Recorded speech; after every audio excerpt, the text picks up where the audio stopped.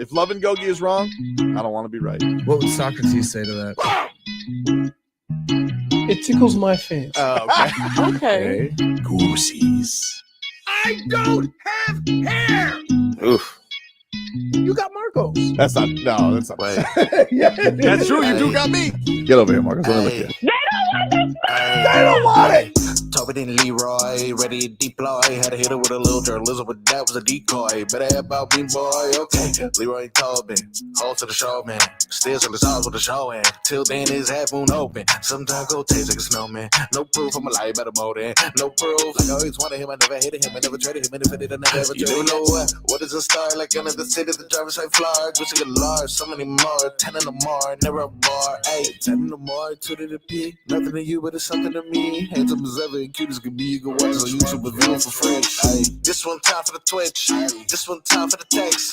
This one time for the phone line. Whole time wonder what they gonna do next. You know, I just wish you guys would stop the quibbling. Morning, everybody. Tobin and Leroy here with you on a lovely Monday. Hello, Leroy. Welcome back. It's good to be back. With all the texts you sent, you never really left. You just I've never understood. Yeah, I've never really understood this rule you've had for me. Like I'm banned from the group text on vacation. No, I don't understand that. Here's the deal. I say that because I care. What? I say that because when you're on vacation, I want you to go enjoy your lovely family and not worry about what's going on at work. Separate work from vacation. That's why I say that. Right? No. I mean, the whole thing is the life of this is tied in, and if something happens, I'm going to react to it. I don't know what to tell you. I understand that. So I know where you're coming from because you can't leave a hot take on the stove, right? It's just rude. But understand where I'm coming from in that when you take a break, sometimes you just need to take a break. I understand. Okay. That's all I'm saying. I still think you're just trying to ditch me. I think that's what you're trying to do there. Why? I don't know. It just feels like it. It feels like you feel like you're entitled to a Tobes vacation from your life. No, not at all. I didn't say no. It kind of feels that way. I didn't say you couldn't call or say what's up or what's going on or check in or whatever. I'm just saying that interactions when you're on vacation can't be the same as if the show is going on. Because that's not taking a vacation. That's just working from home. Dande is here filling in for Marcos for the time being, who's being a delinquent. Hello, Dande. Thank you for pinch hitting here for a couple innings. Thank you for having me. Happy Monday. It's always a Monday fun day here at Tobin and Leroy. We got first place fish. First place fish. Mm-hmm. Can I just tell you? So I'm watching the Marlins. And I'm like, all right, this is going to be very interesting in that, all these games are going to be 2-1 filthies, right? Because they're like, you can't get comfortable either way. That being said, the last text I expected to see for your 3-1 Marlins was, we can't even get the bats right. Well, the torpedo bat has taken over the weekend, and I was furious because I'm like listening to this clip of Michael K the other day, because if you guys don't, baseball is become like boxing, where like it only gets into the mainstream when there's a controversy. And the controversy is the Yankees now have souped up bats, which apparently were discovered by this MIT nerd, and they've basically taken all these guys who get jammed, they've stuffed all the wood down the bat, so these guys now have more beef in their barrel. And the Yankees went on this weekend. They broke a franchise record. Mind you, the Yankees, it's a very old franchise. History. 9 home runs in one game, 3 of them by Aaron Judge, who's apparently not using a torpedo bat, but you can't believe a thing they say. Jazz Chisholm is using torpedo bat proudly. He's torpedoing all over the place. And I'm just like, well, what do you mean their nerds invented something? I thought we had the best nerds. Well, I was ignorant to this. I didn't know we hired the torpedo bat nerd. The guy who invented it now works for the fish. I had no idea. Somebody named Drill Ya Mama on Twitter let me know. Shout out to Drill Ya Mama. So the Marlins hired this guy who invented the torpedo bat because I guess nerds run together. His name is Aaron Ekblad.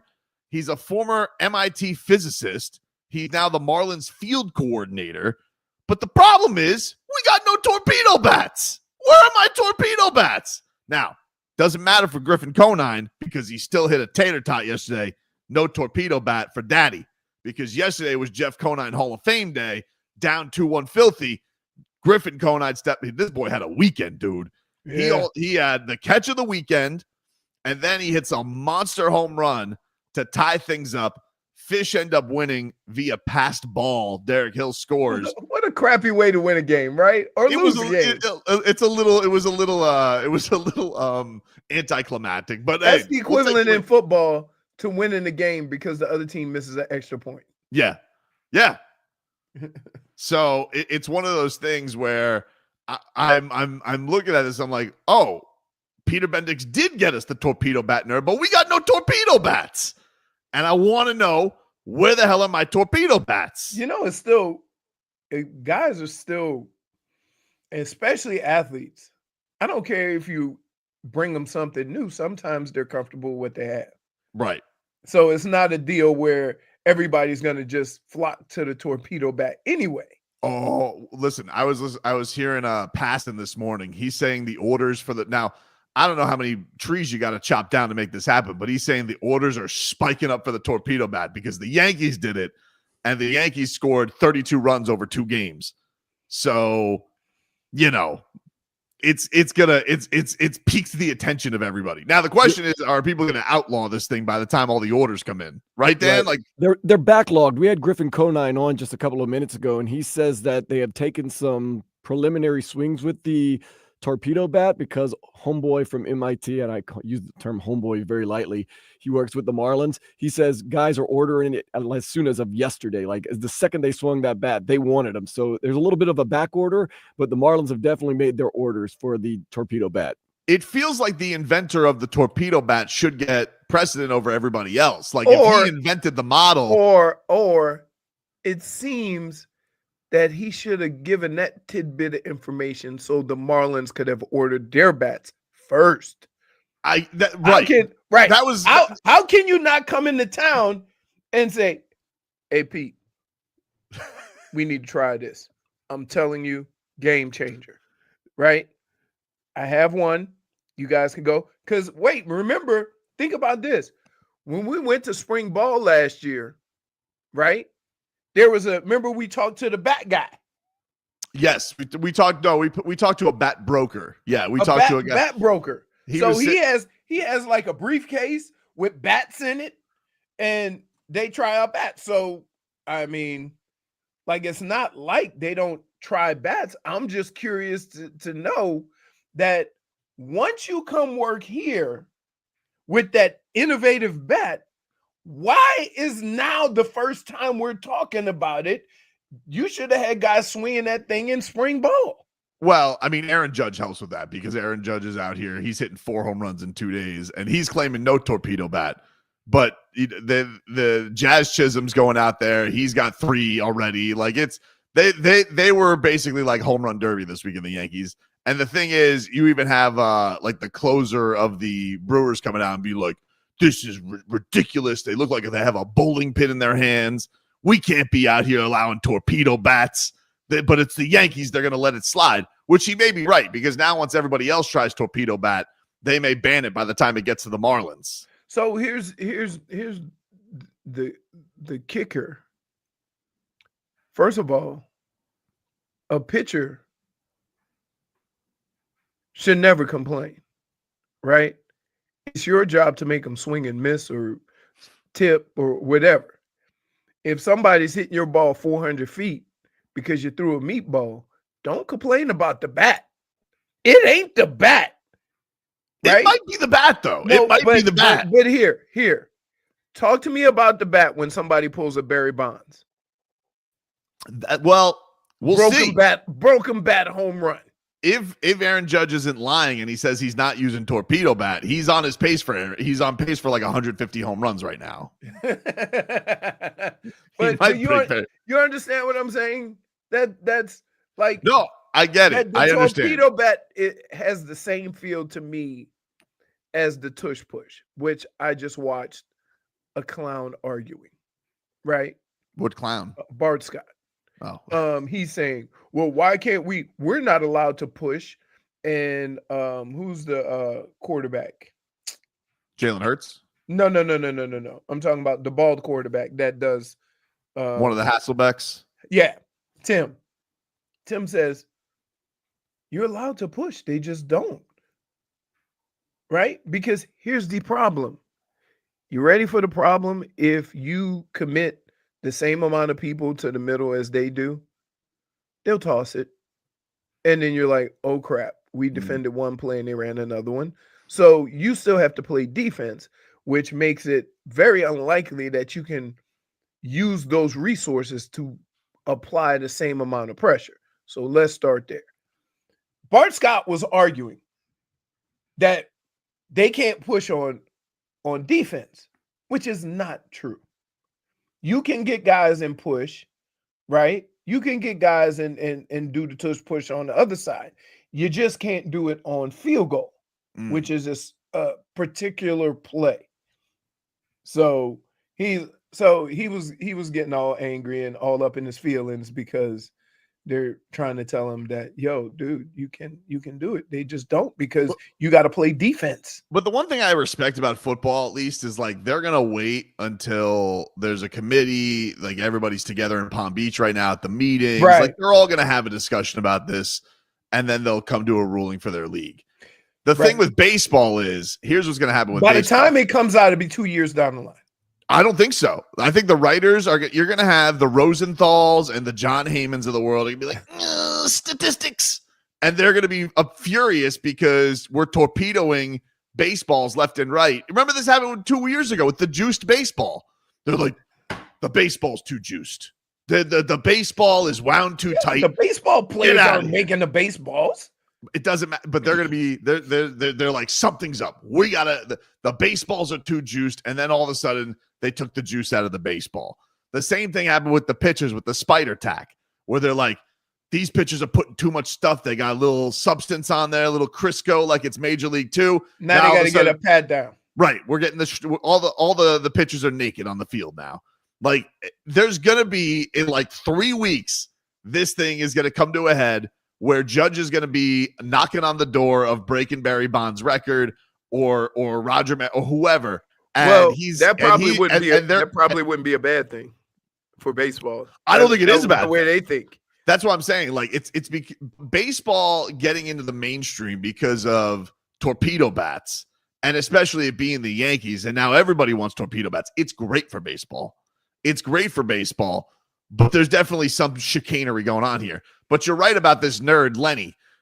Lenny, how do you come to the fish? It's like we hired you from Apple. You didn't bring the prototype for the iPhone. I don't understand this. Where are my torpedo bats? I mean, and keep in mind, I can put a torpedo bat in everybody's hand. The way this league is swinging and missing, it's a moot point, right? And, I don't know. I think failing at about more than 70% at a job, and then taking the tool in which your success rate is 200 to 300 to 20 to 30%, right? But if they then taking that tool out, it does what? But here's the thing. You're already having a hard enough time hitting the baseball is the hardest thing in sports. But here's the thing. This is why torpedo bat is taking the world by storm. Torpedo bat is taking your margin for error. So these guys break down. There's so many nerds out here, and they break down. I think Volpe was the guy that was the prototype. They said Volpe gets jammed too much. He hits such and such percentage of his balls on the label, which is obviously a jam shot. You're going to end up breaking your bat. So torpedo bat has taken the bulk of the barrel, and so it looks like a little. so you have more margin for error So it and looks more like a barrel. softball bat. Yes. I just call that product placement. It's product Right? placement, Like but that's you, the like thing is they say here, the rule is you can only have a certain length, a certain size bat. It doesn't say where you gotta put everything. right. It doesn't right now. It doesn't right But now. why should it? But that's the thing. That's the thing that so if you have a mistake that you keep making, like you just keep getting jammed, you can't get your hands around fast enough. They're like, well, Torpedo bat. if we torpedo bat it, then all of a sudden, boom, all of a sudden your jam shots are doubles and home runs. Problem solved. All right. I mean, that's great. That sounds great. But keep in mind, we're still arguing about the hardest thing to do in baseball.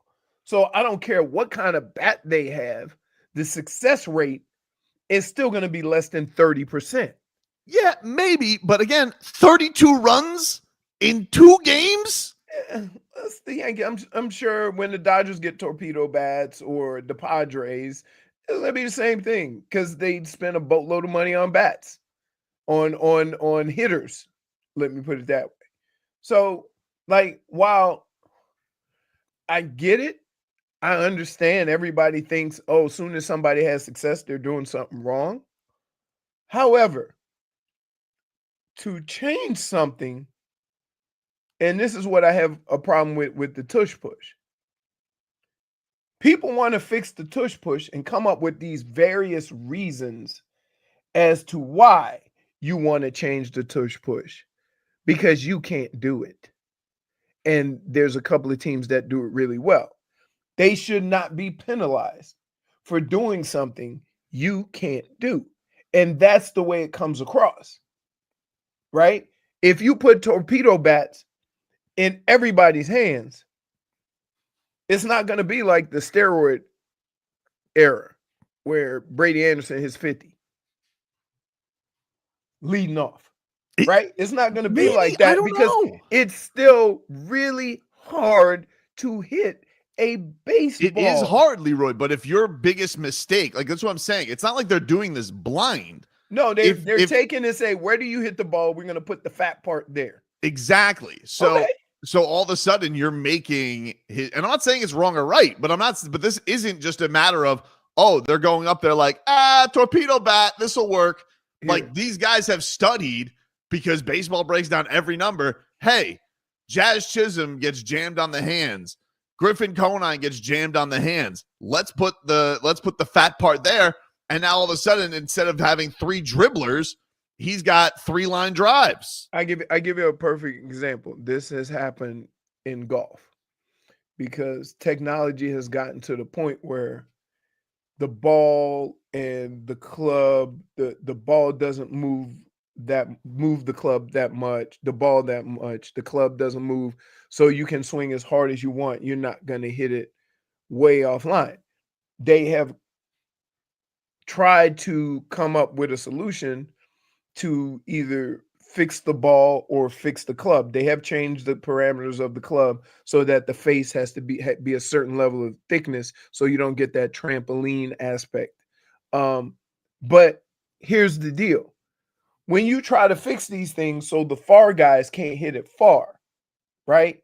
The advantage that they have over the next guy is still going to be the same if you lessen it, but it's going to affect the lesser guy more than it is the guy who already bombs it. So when we have these conversations here about a bat, I don't think it's going to affect like Aaron Judge and Stanton and Machado and a lot of these home run hitters or guys who are really, really good hitting the ball. So I don't think it's going to affect those guys. The guys it's going to affect are the guys that you're talking about that get jammed all the time and hit dribblers. Yeah. That's who it's going to affect. So it's going to create more separation from the top to the bottom than maybe this bat would. Be interesting. We'll see how it all plays out. The Fish are back at it after first place. Fish back at it tonight. First Starting place. a Say that. series. Wait, like we said it after day 1 and we laughed. First Now place it's fish, dude. Day 4. Hey, I'm looking down right now. Hey, look, it's the Atlanta Braves.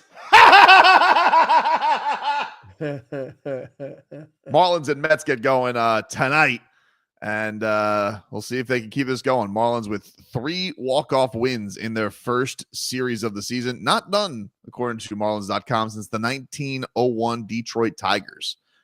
So, boom. The Panthers, the Heat, we got into all that in our headlines, which are brought to you by Doral Hyundai. Choose from over 1,300 new Hyundai miles in inventory at the Tucson, Sonata, and Palisade. Remember, when it comes to Hyundai, the great deals are at Doral Hyundai. But the Heat, they're rolling right now. 4 in a row for your Miami Heat. We'll get into it. 15 minutes of Heat is next.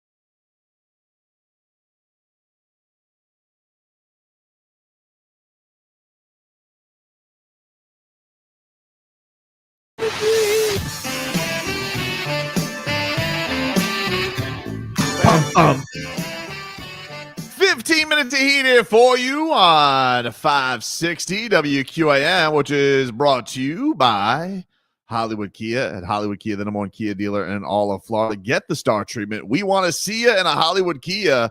Visit them online at hollywoodkia.com. The Heat, they're back at it tonight, taking on the Washington Wizards. Ooh.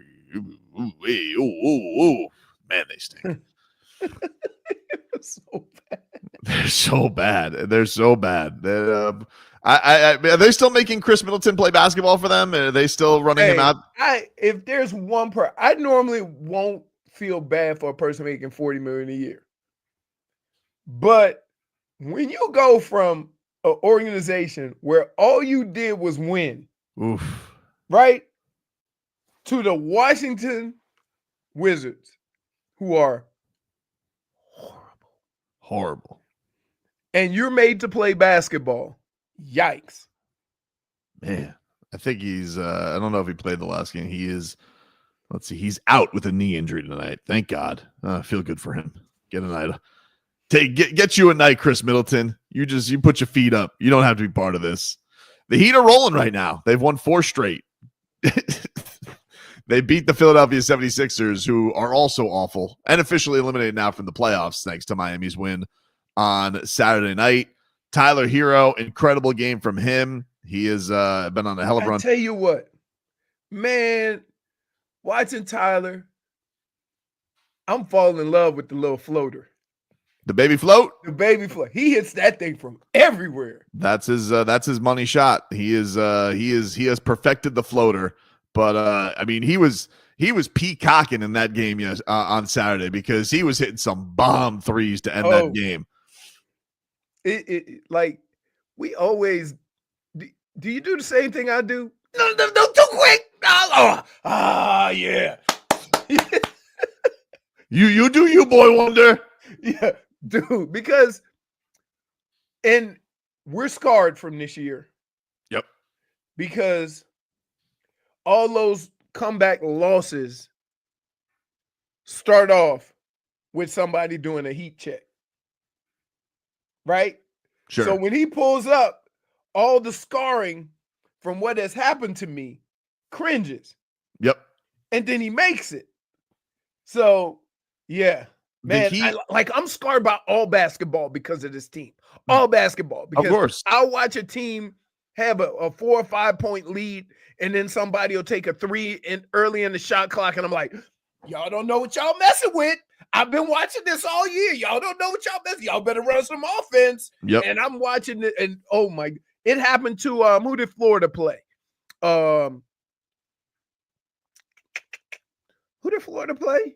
You talking about March Madness? Yeah. I've been checked out. Did they play? I don't know who they played, but they were down most of the game by a substantial amount. And in the last 5 minutes, they just went. Has March Madness been good? Because I checked out after winning my parlay because I saw all the 1 seeds are in the Final Four. Have people enjoyed this? Been a lot of close games. I would say they put a stat up this morning on ESPN saying this was the lowest percentage or lowest amount of wins by higher seeds. So, 12 beating 5, 2 beating 1, only 11 wins by lower seeds. Yeah, in my bracket, I picked 3 1s in Kentucky. Those were my Final Four teams, and I'm like, oh, I guess I was good at this, but I'm not good at this. No, you're in last place, dude. In what, our challenge? Your pool, yeah. I don't think so. I'm in first place because I won my parlay. The only one that matters. Marcos. What matters most. It is what matters most. McNeese State. I'll let you guys have money on this? Yeah. The pool? Yeah. Are you talking about the office pool? Yeah. I'm not in that. Ah, okay. I'm not in that. Also, how'd you know it was me? Huh? What do you mean? How did I know it was you? Oh man, how did you do, Bust? Reveal. Man, you're kind. We're very horny last night. Let me just say. Were they making noise outside your window? Dude, the frogs were like getting after it yesterday. Well, because that rain gets them all excited. Oh my God, there was like you could hear that it They was can go echoing play through in the neighborhood. street. They can go play in the street. They ain't got to. All the creeks and little ponds have been low. Dude, So that rain, they all went for a walk. the cane toads were after it, dude. They were getting after it yesterday. Sound like woodpeckers. Mm. Yep. Wow. Spring break. Horny. Yep. Horny, dude. The you got Spo from this game, Marcos, because Spo was giving a lot of love to Kel'el Ware. Kel'el Ware, a great game by him, 13 points, 14 rebounds, and he said he was glass eating. I love what he's doing. Number one, he's glass eating, and he just has such a knack, for rebounding over a crowd, and he does rebound in traffic too. There's a lot of contact down there, but he finds a way to come up with it. It's helping our offense just in terms of him being a connector, a screener. There will be games where the ball will find him and he'll have a 25-point game, but he's showing maturity right now. Just playing winning basketball, helping our offense, excel in the minutes that he's out in the court, and that's notable for a young guy. That's maturity. Problem? Respectfully. We should have been going through this learning curve 3 months ago. I mean, look, he is definitely had a great run after having some struggles in a losing streak, as a rookie will, but he has been gobbling up the rebounds lately. Plus, he's only played 40 more games than he's used to playing. Yeah. There's that. Yep. And sitting him on the bench is not going to help him get used to that long, enduring schedule. Pelle Larsson was also awesome in this game. Oh, he's just a menace. He's Marchand on the basketball court. You know what he is? Intangibles. Hey, hustle. Pella's always on the floor, right? Always on the floor. Yeah. Anybody see Pelle Larsson? Oh, he's on the floor. Where's Pelle? He's on that hardwood. He was getting after it in that game too. I love watching him play. He got the start. That he did not have Andrew Wiggins. They did not have Duncan Robinson. Duncan Robinson is dealing with another back issue that I saw the term triangular, and I'm like, excuse me? What part of the back is that? I saw something about it's connected that's to just his like when pelvis. that's just like when the quarterback from Miami, they gave the definition of what was wrong without explaining what it was. Yeah. And once you find out what it was, it's like, oh, your skin doesn't hang on to your muscle. Oh, yeah, that happened with the TBD. Yeah. You're like, Duncan Robinson from the Miami Herald has a back issue that stems from dysfunction between the triangular bone at the base of his spine and the two large bones from the side of his pelvis. So they're not working together, right?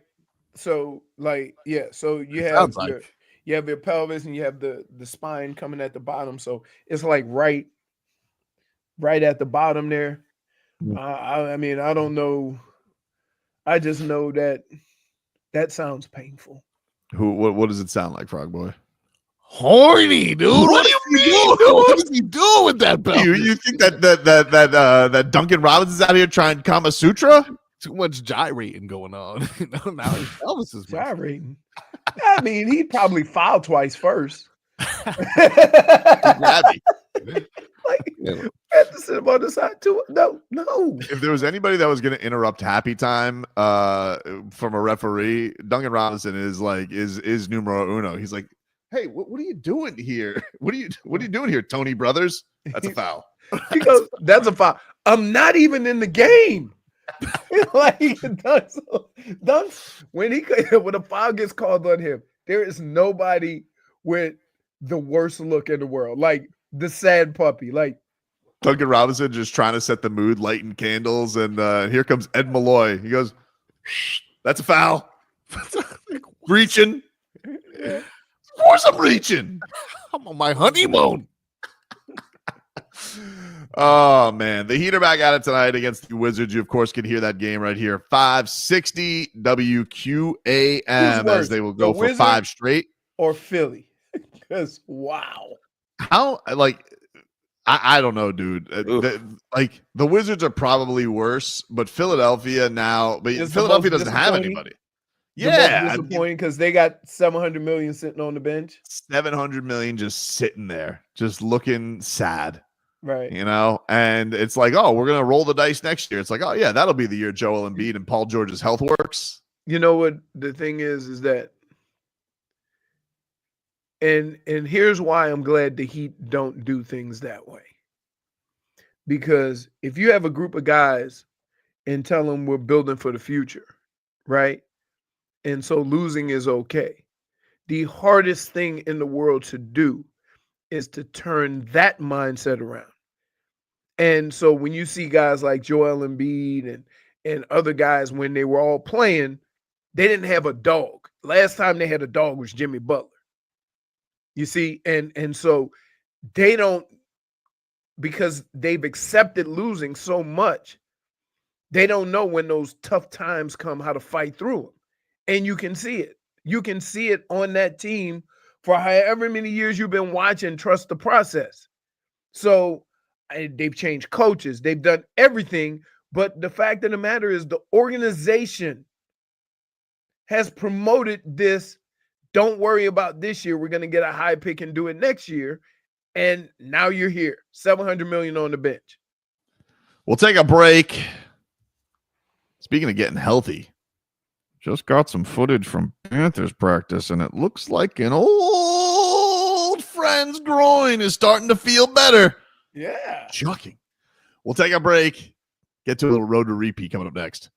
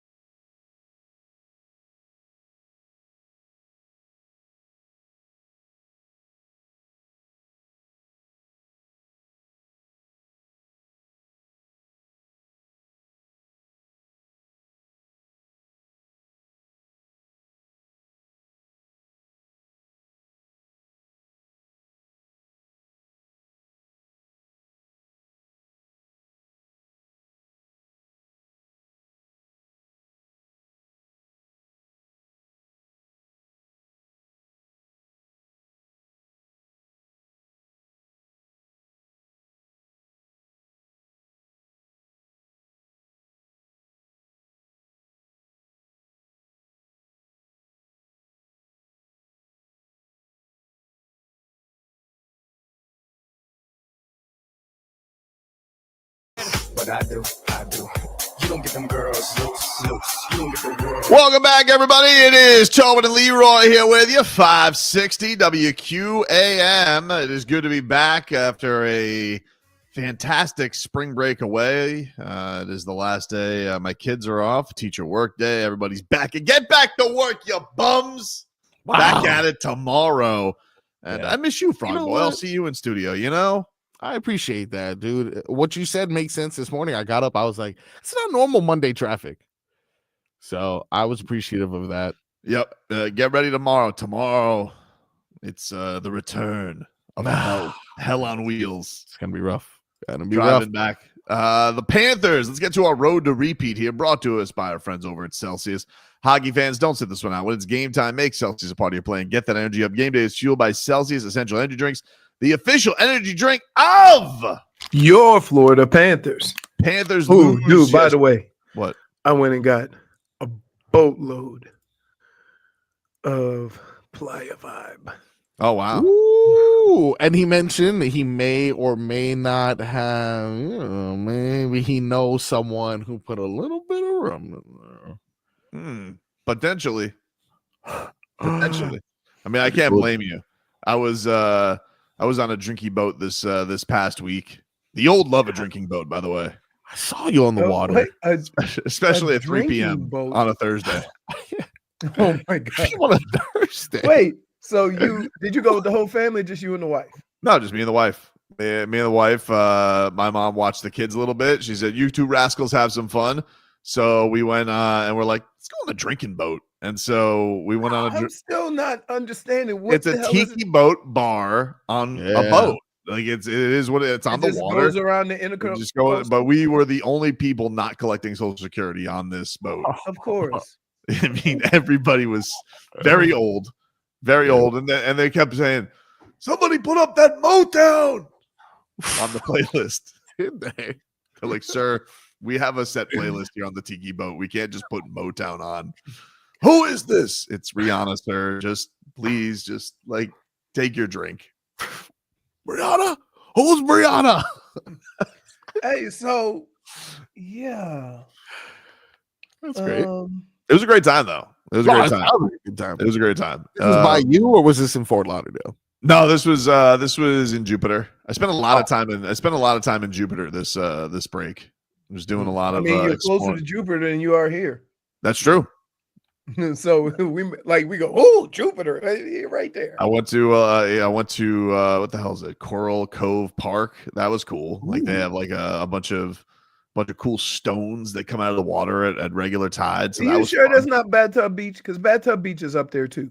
Bathtub Beach is up there. I did take a stop by Bathtub Beach, which it was bathtubby. So I was like, this kind of sucks. Let's get out of here.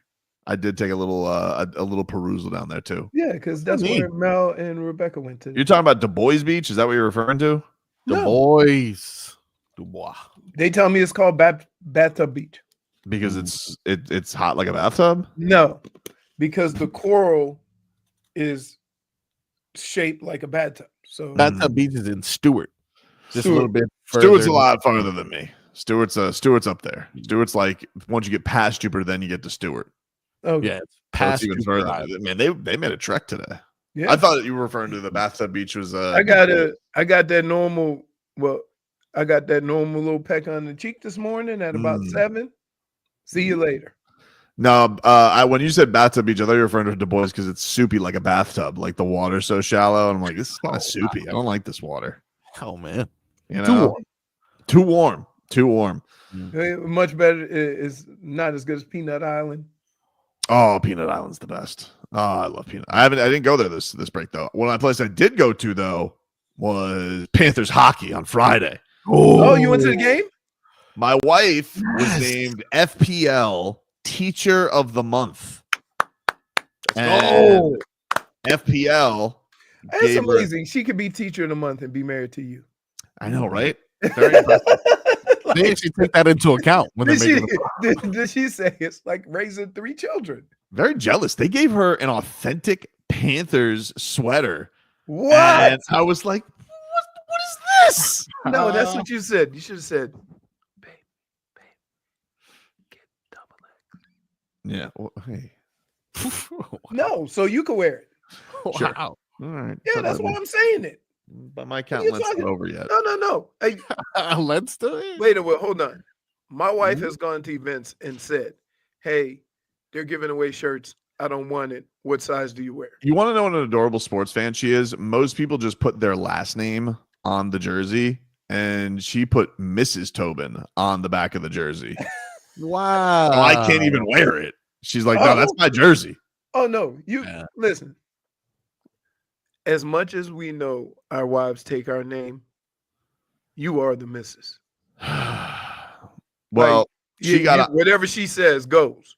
dude, it was one of these games, but FPL, shout out to them because they give you the suite, they give you the catering suite, and they give you a bunch of tickets. So we brought my kids' friends, they all got to go, my wife's friends got to go, and a lot of them have never been to a hockey game. One of the husbands had never been to a hockey game before, and OT game winner by Sam Bennett from Brad Marchand in his Panthers debut. I mean, it's the best sport live. You want to talk about getting everybody now hooked on hockey. Everybody is like, well, I'm in, because this sport just had everybody captivated the entire time. And they were able to get that victory. Bennett had a huge pair.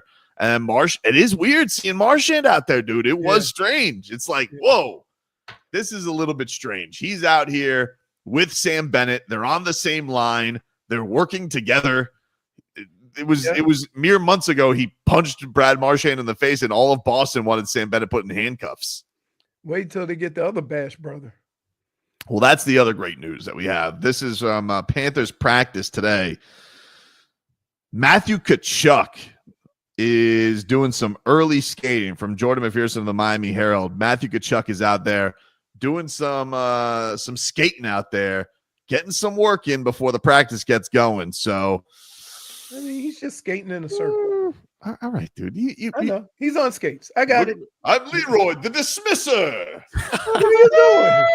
I mean, he's coming back. You're like, yeah, he's just skating. And you know what? I was just getting ready to say to the people out there, because you don't listen.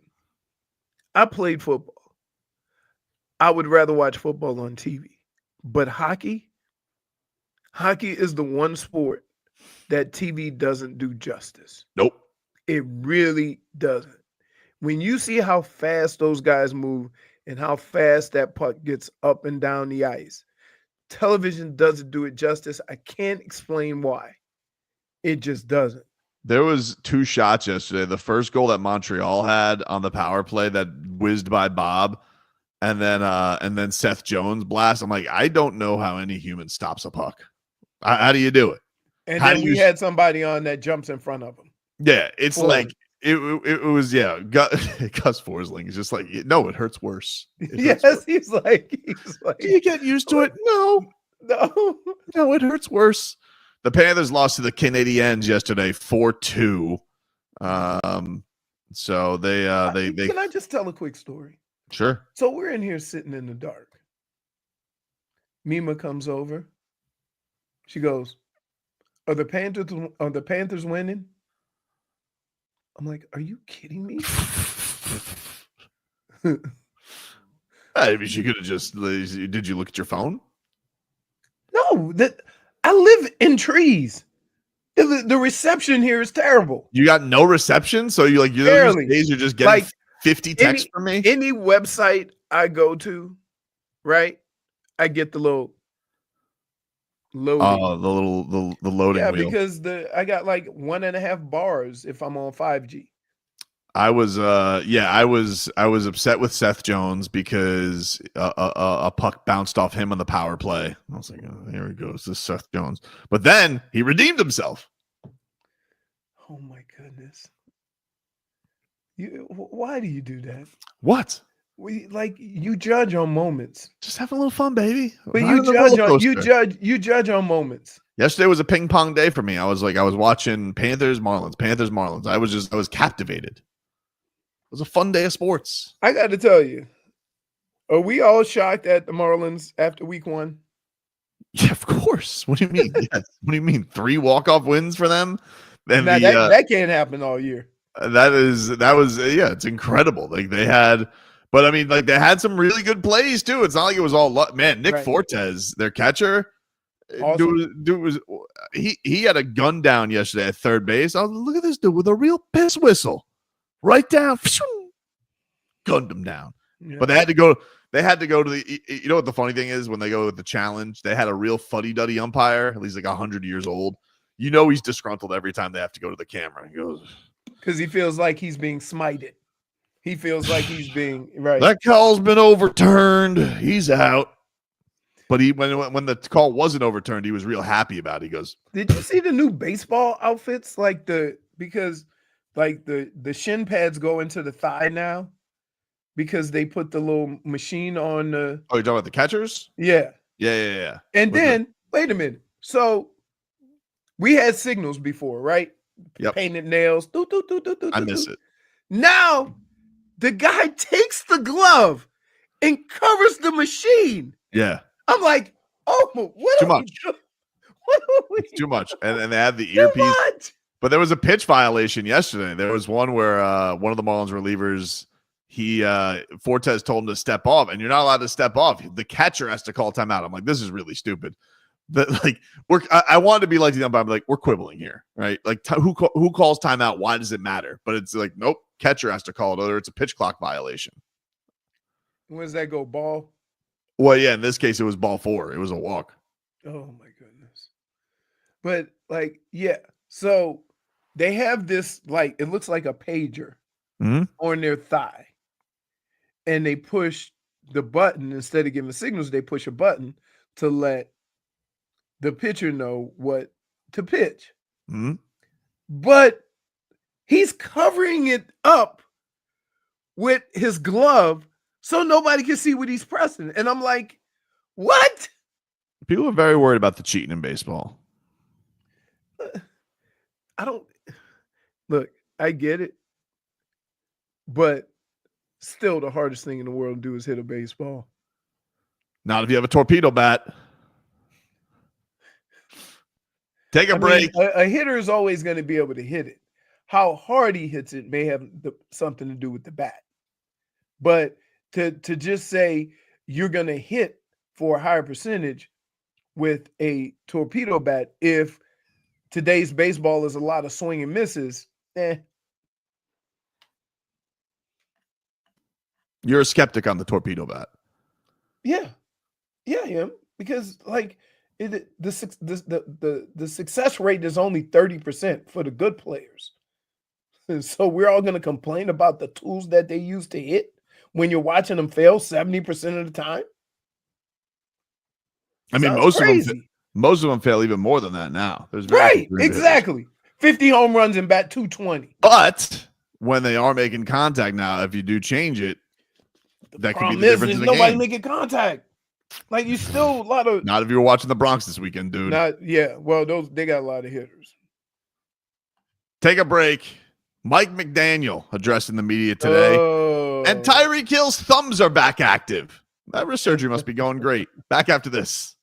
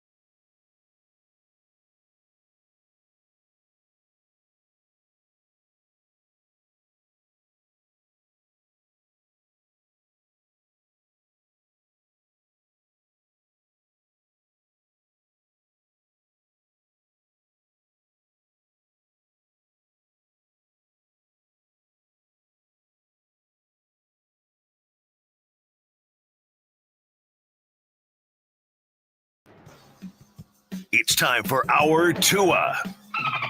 It's our Tua. It's our Tua. It's our Tua. Tua, Tua, Tua.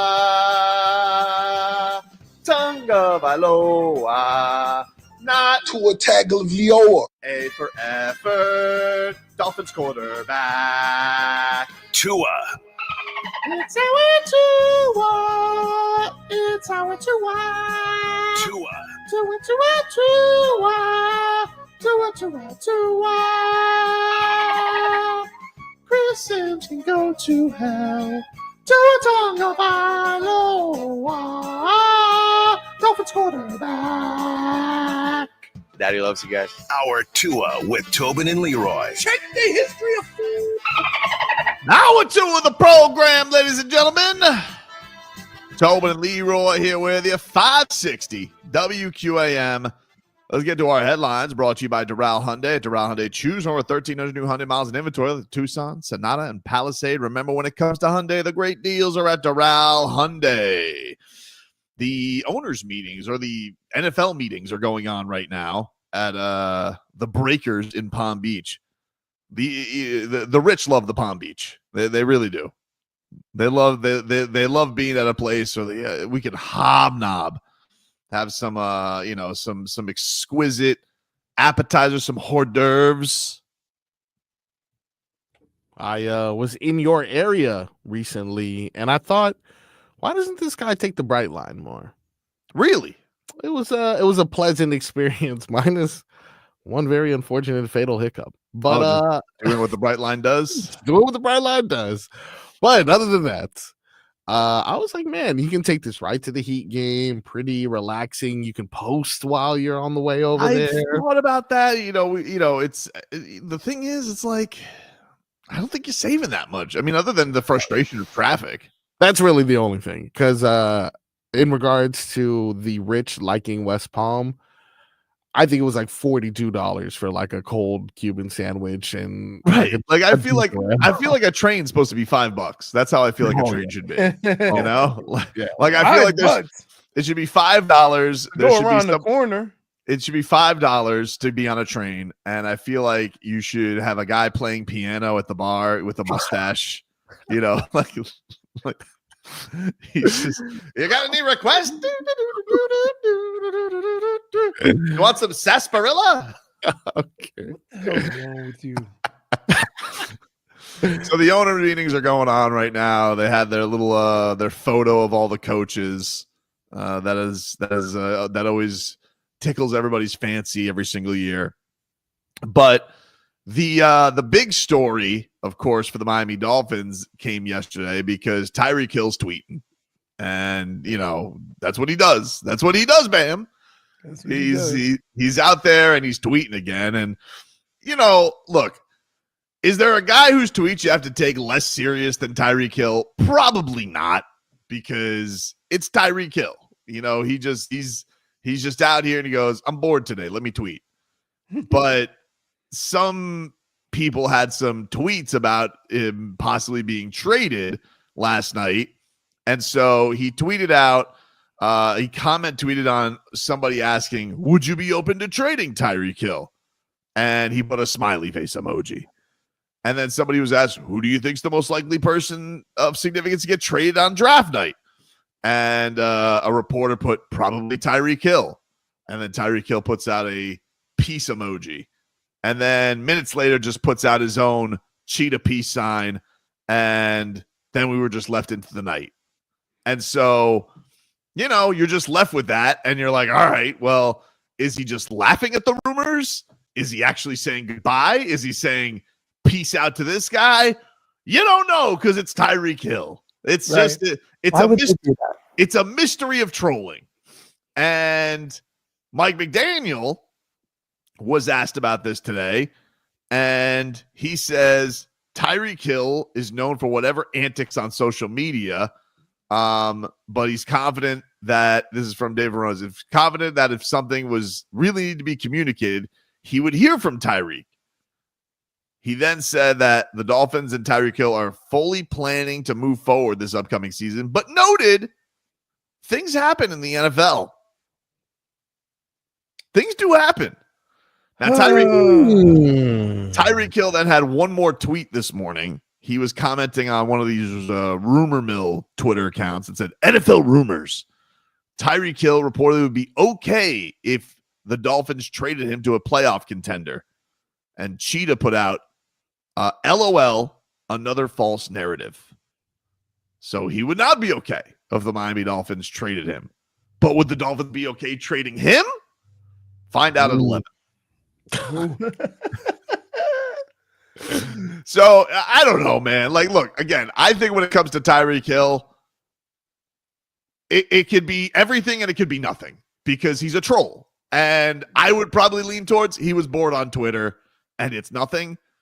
But with all the things that have happened, you can't just dismiss it. Exactly, dude. Right. Well put. Well put. You can't just throw it away and be like, nothing. Because what if somebody does? What if somebody's looking around and like, we could get a little run at a Cheetah. And the Dolphins are offered something that they're just like, we get rid of Cheetah. I don't know. My guess is he'll be a Dolphin. But I guess what this did for me was I felt like all of it was really done as far as the noise is concerned. And then you just realize, well, it's Tyreek Hill. The noise is never done with him. Right. Exactly. It's never done with him. Never. So when this gets... If it gets too quiet to the point where everybody's worried about what the hell's going on, then something happens. And then you had the old picture yesterday. I saw Drew Rosenhaus on the phone yesterday at the owners' meetings. I'm like, I'm like, well, maybe what's he talking about? And then maybe, maybe at the crepes stand. What do you think? Do they have crepes over there? What do you think that they serve at the owners? Absolutely. Meetings? There's a crepe stand, right? Somebody with a fancy hat is serving crepes. Not that. Yeah. Gotta get them fresh. I think they're just having like bagels and donuts. Really? Because everybody's eating at the fancy restaurants in Palm Beach. You don't think that they have like an omelet stand? I gotta figure there's an omelet stand. They're billionaires, Leroy. Yeah, they probably don't even know what they got people cooking for them. They got to decide. You can't decide whether or not you're going to outlaw the tush push on an empty stomach. Yeah, you need caviar. You know who looks like he can be tricked? Who's that? Who? That new Jags coach. Really? He looks like he can get. Like I feel like McDaniel and Greer are like, man, nobody wants to talk about Tyreek Hill. Oh, there's Liam. Let's go look at him. Let's see if we can fleece him into a deal. Hey, Liam Duval. Hey, guys. Hey, there's a clear reason why Liam Eichenberg is still a Dolphin. Mm-hmm. He probably kicked the tires on Duval. Right? So your name, Liam. I'm Liam. Let's be coaching player buddies. He goes, I think I'm going to go back to the Dolphins. I'm going back. I'd rather be bullied by the Dolphins. I'd rather be bullied by their fan base than play for you weirdo. There's only one fan. There's only one fan that bullies Liam Eichenberg. Me? Hey, listen, maybe he becomes the next Sirianni, right? Like he had a terrible intro press conference, and maybe the guy ends up being a champion. I don't know. Jacksonville kind of. You're right. Seems Trevor like Lawrence. they have players, right? In name, there's a lot of them we haven't seen like really, play to it. They gave a quarterback a boatload of money, and do we know if he's a quarterback? Oh, I know he's not. He's wildly overrated. Really? The only reason people have stuck with him this long is the hair. It is. Really? It is. It is. Well, how many coaches is he going to get fired in his career? So, my question to you is, would you have been mad if the Jaguars, and being a fan of the Jaguars, would you have been mad if they didn't pick him? Because I'm not a fan of the Jaguars. I'm not a fan of the Jaguars. My Jags era ended a long time ago. It ended about the time they paid Blake Bortles instead of Jalen Ramsey. And now I have Jalen Ramsey here. And then I have Calais Campbell, my two favorite Jags from my last year of the Jags era. Second of all, they hired Urban Meyer, which, I mean, you want to talk about a death knell. I mean, I'm out when you hire that bum. So my Jags era ended a long time ago, Leroy. Okay. But I've told you for the longest time, I think Trevor Lawrence is wildly overrated, and that I never understood. But if they felt that way, and here's where I'm getting at.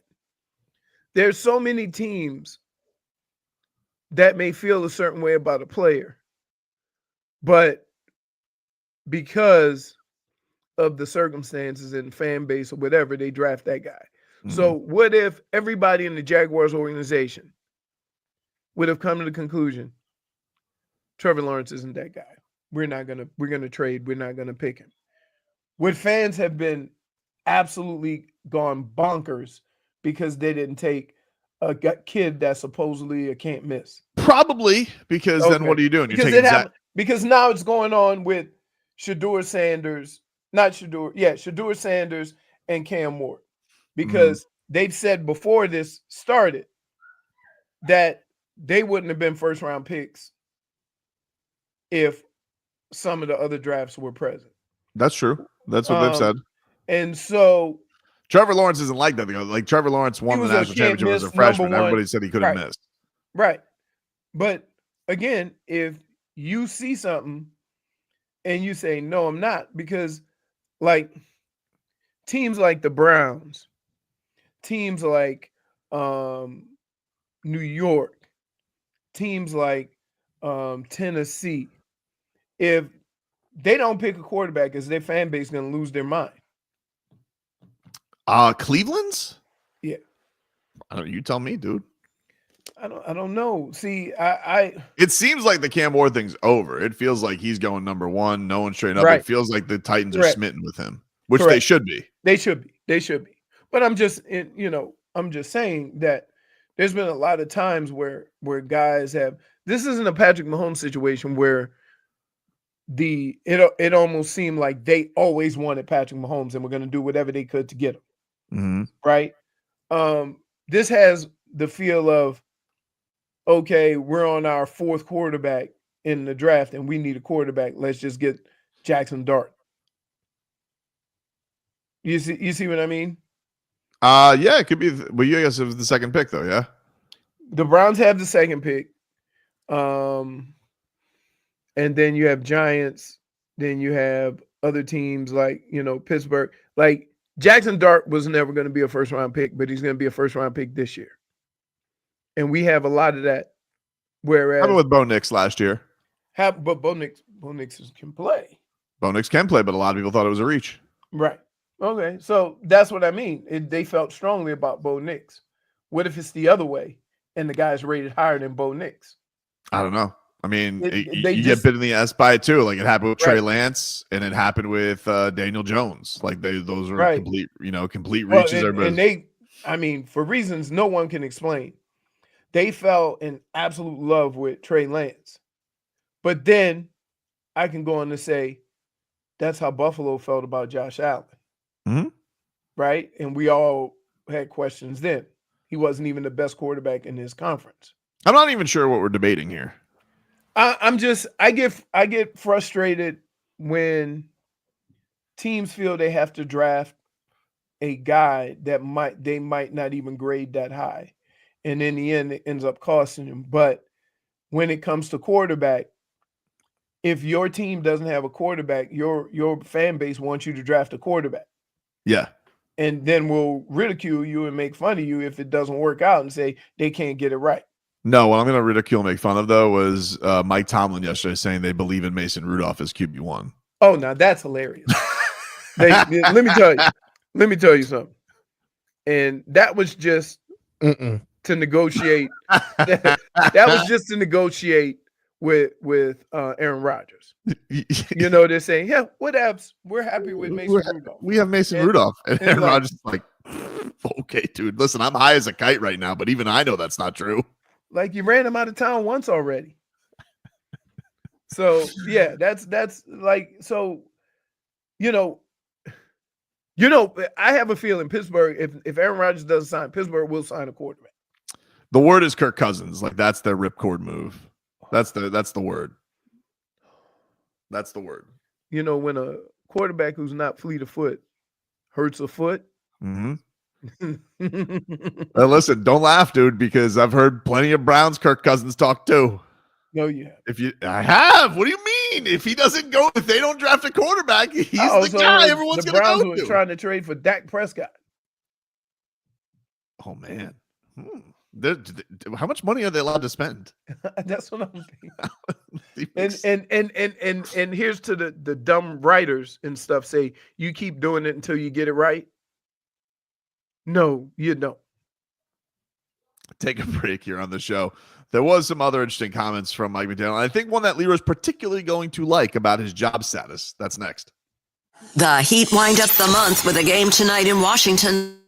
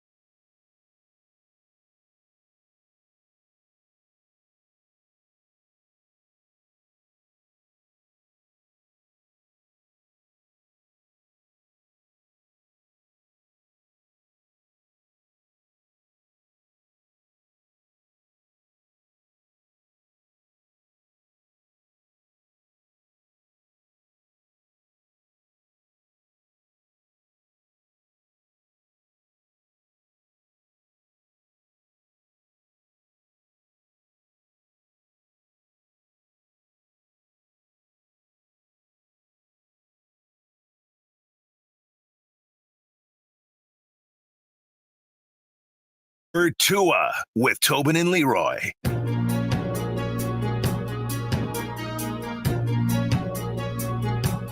Welcome back, everybody.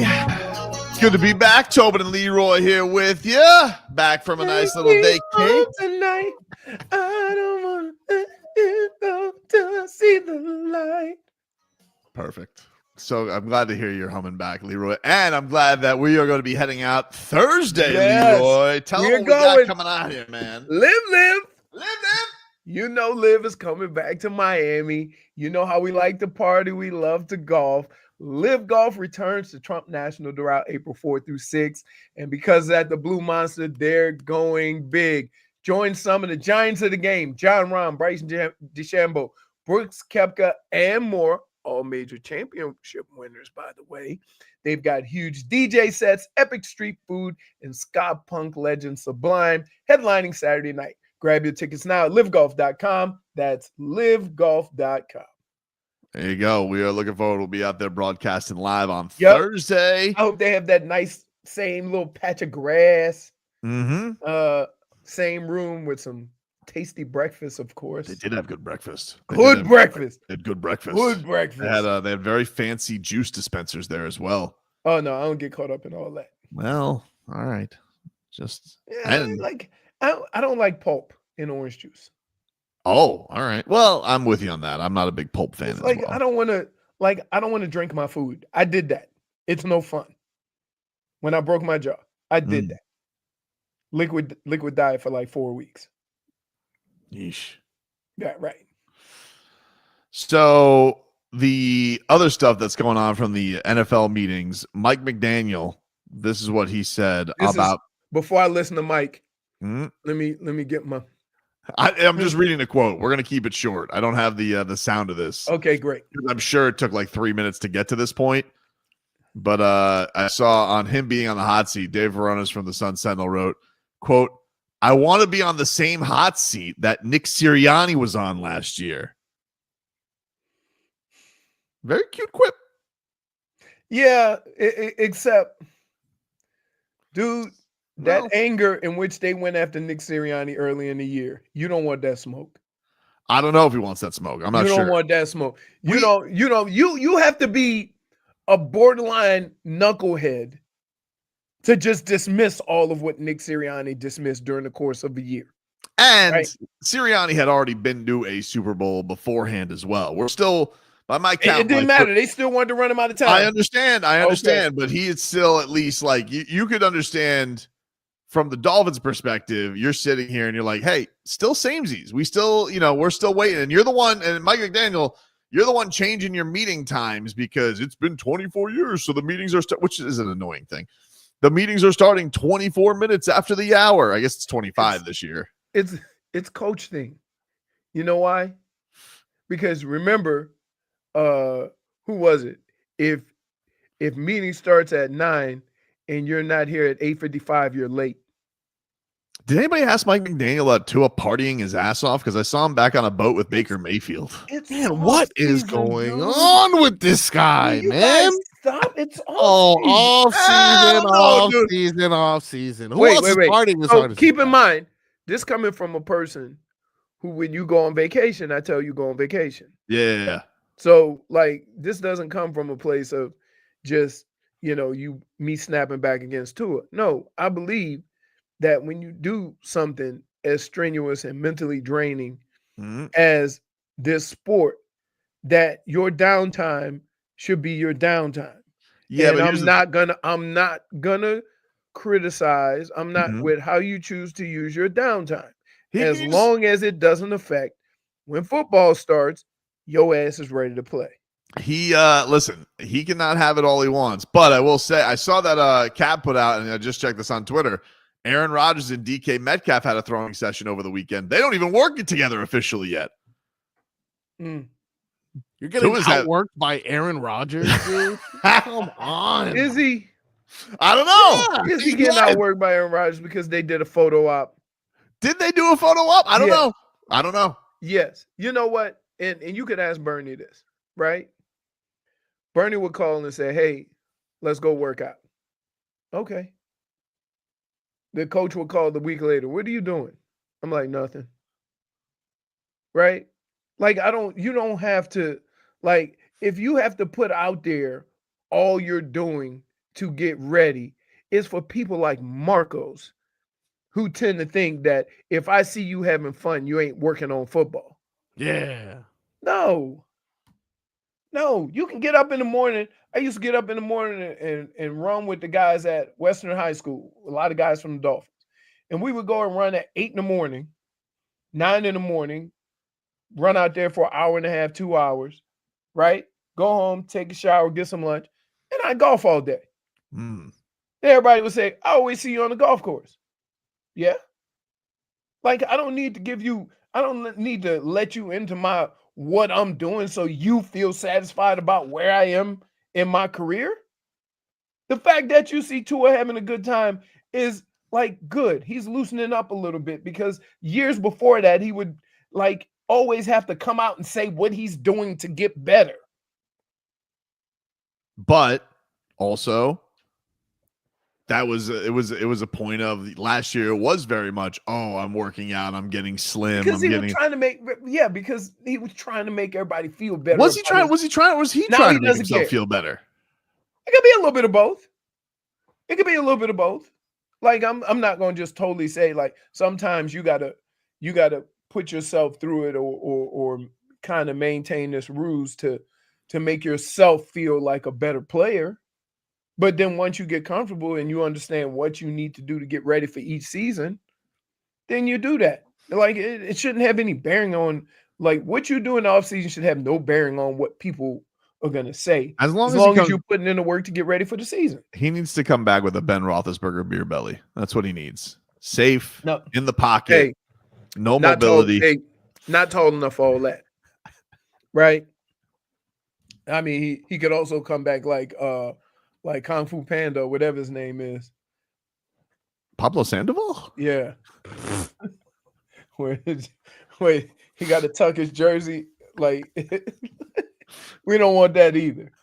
But please don't worry about what your athletes are doing this time of year.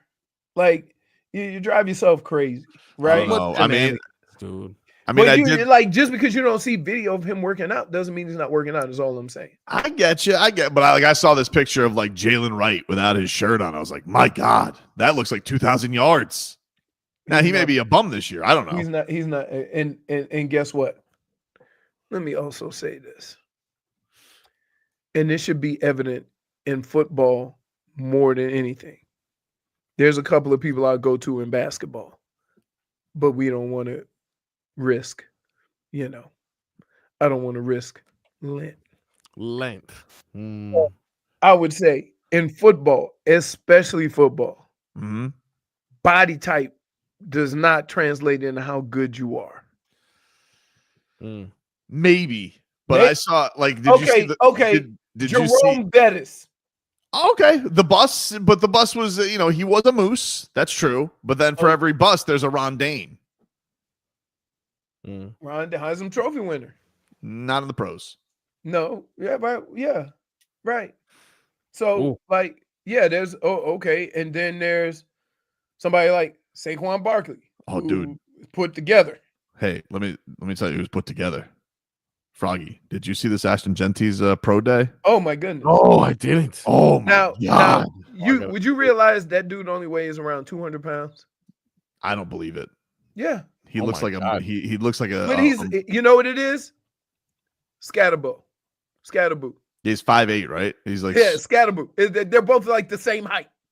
Man, thick. He's a beast though. Hey, this guy can get 3rd and 1. Yeah. Yeah. 3rd and 1 here. 3rd and 1 has more to do with attitude and less to do with talent. Right? I mean, this doesn't hurt, though. You got to have a certain level of talent to get into the league in any capacity. So I'm just going to dismiss whether he should be there. But in that situation, right, you got 20 of the 22 guys lined up inside the hash mark, and they turn around and hand you the ball. and say, go get a yard. That it's a mentality. Look, we need you to go say that to the team. I think like Mike McDaniel needs to have you visit the facility first day of running back meetings, and it needs to and the O-line and be like, 3rd and 1 is about attitude, not talent. I think I think it needs to be up on a wall. Get a yard. Get a yard. That's it. That's it. It don't matter. I can show you videos of nobody being blocked. And I got to get a yard. And that's the mindset. You're there to do one job. Get a damn yard. Take a break. I can count on one hand the amount of times I got stopped on 3rd and 1 or 4th and 1. Really? And I remember them all. They and haunted you that much? I felt like an epic failure. Wow. And one was in high school. That's how long ago. So when I tell you it's an attitude, it is an attitude, and it's like your team is looking at you to get a damn yard. You're alleging that your 3rd, 4th, and 1 failures fit on one hand, and one of them was when you were in high school? Yes. Wow. Yes. Absolutely. I'm gonna need you to talk to the team. Talk to the team. Stephen Ross, fellow Michigan Wolverine here. He's willing to help. I'm rendering your services. It's something to be said about a certain mindset. For example, right? Everybody says the tush push we should get rid of it. It should be illegal. It shouldn't be able to do it. But when you see Philly run it, or when you see Buffalo run it, they run it with an unmatched attitude. Forget the actual play. Look at the players in which they go about running it, and then you'll understand why everybody can't do it. Schmeathan says this is Leroy's 4,038th tush push reference of the day. He's very upset about this tush push getting banned. That is like you shouldn't be penalized because you can do something everybody else can't. We'll take a break. When we come back, Leroy's game balls and game bums. That's next.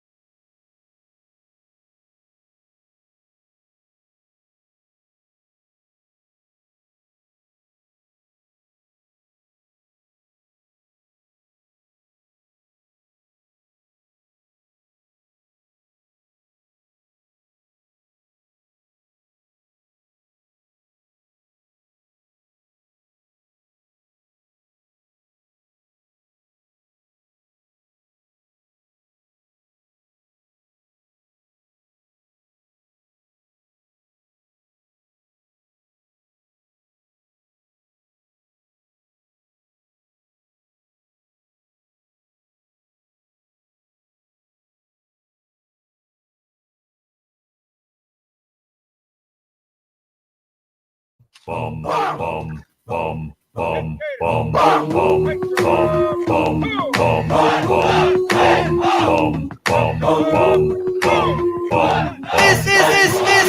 guy's a ball. It is time, ladies and gentlemen, to gather around the locker room as Leroy hands out his game balls and game bums. All right. So my game ball goes to Min Woo Lee. Who won the the Houston Open this weekend. And what makes it so special is not only is it his first win, not only he's Asian with an Australian accent, but he is the third in the history of golf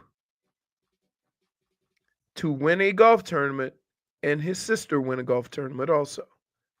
At one time, Minjee Lee was number one in the world for a hot second. How about that? So they are the third pair of siblings to win on tour. So that's what makes it cool.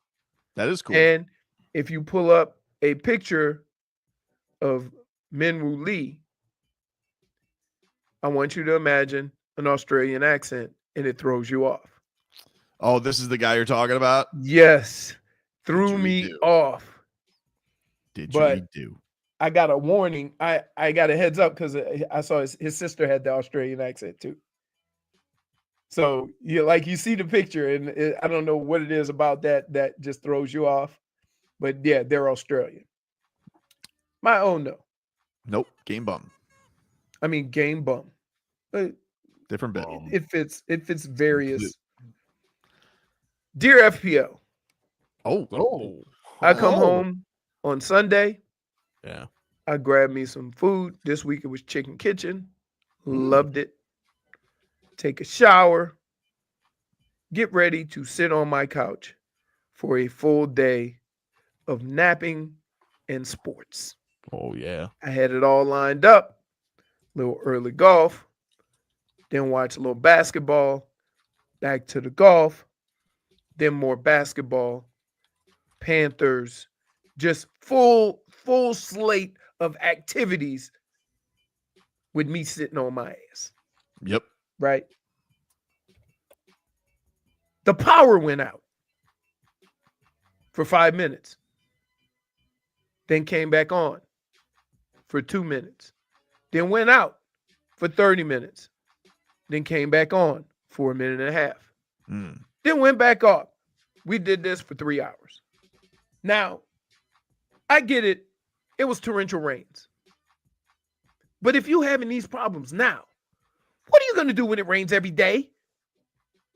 Your parts were doing bad. Like I heard at the Panthers game, you could hear the thunder in the arena. It was apparently by your parts, it was really bad. It was first real thunderstorms we got all year.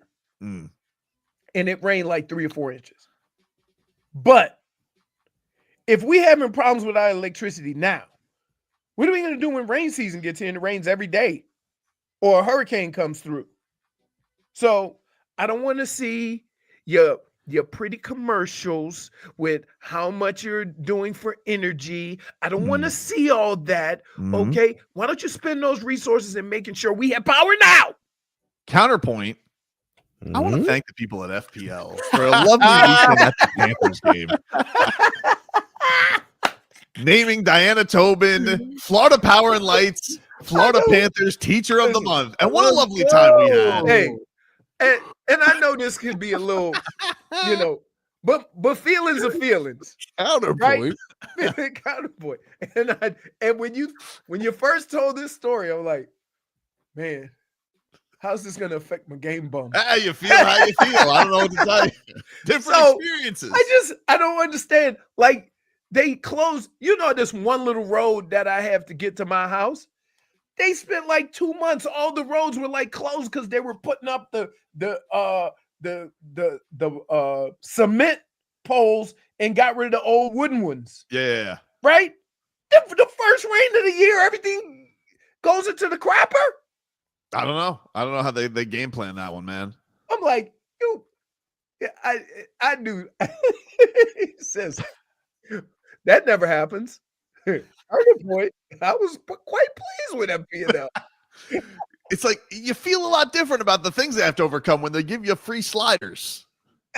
So how was the food in the Oh, it was tremendous. Were you in your I own, told- like an FPL suite, or were you in the Amaranth Vault? No, I was in the FPL suite. Oh, and they catered that? Wow. Yeah. So it was a lot of people there. Or did they give you the whole suite? They had like 4 people there. They had the FPL rep, and she was lovely. And then they had some people from the educational board, like 3 other people. Oh, okay. And they were very nice. But for the most part, it was our party. And I had to tell Tommy to slow down on the fajitas because they had to give us you got to save some for the rest, dude. Hey, he's a typical dude, right? A man, once he finds something he likes, he can eat that forever. Oh, he was Right? he was tearing it up. I had some I had that. I had some funky Buddha gloves off. I haven't had that in a while since we had Sean Thornton in studio. I was like, oh, delicious. Some beer and hockey and an overtime winner. Oh, Marchand. yeah. Man, Marchand Therefore, is, win. I tell you about tiny. Marchand is tiny. He is. I'm like, You can tell whoa. on skates he's tiny. I know. It's crazy. Well, just because here, let me tell you something. And I'm gonna tell you, like, when you see that those nostrils, you thinking big boy, right? No. He took one yesterday. He took a high stick, and I was like, oh no. And my immediate thought was, but that thing looks like it's almost rubber with how many hits it's probably taken. It's like boing, bounces right back. I can't break my nose like that. It's too flat. No. Yeah. No, you don't have the My old nose is Jovic. flat. I don't have the point. Yep. No. You got it all going. Frogs don't have noses. Do they? Yeah, I think they got They like got 2 nostrils. holes. They got Yeah, nostrils. No nose though, just nostril. So, yep, that was it. I missed some really good stuff this weekend on Sunday. That Houston team was dominant. Holy smokes. They were stifling.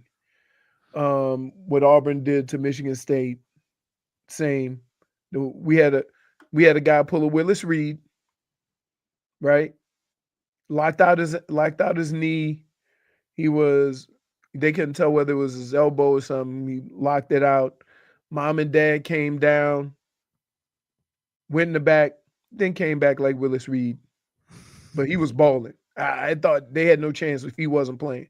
His name is Broom. Yeah. Aller. That's that. Aller. I think he finished 25 and 13 or something. Man. Take a break here on the show. When we come back, get you caught up with your headlines. Lots happening around all the teams down here in South Florida. We'll get you caught up with it as a busy weekend and week ahead. Back after this.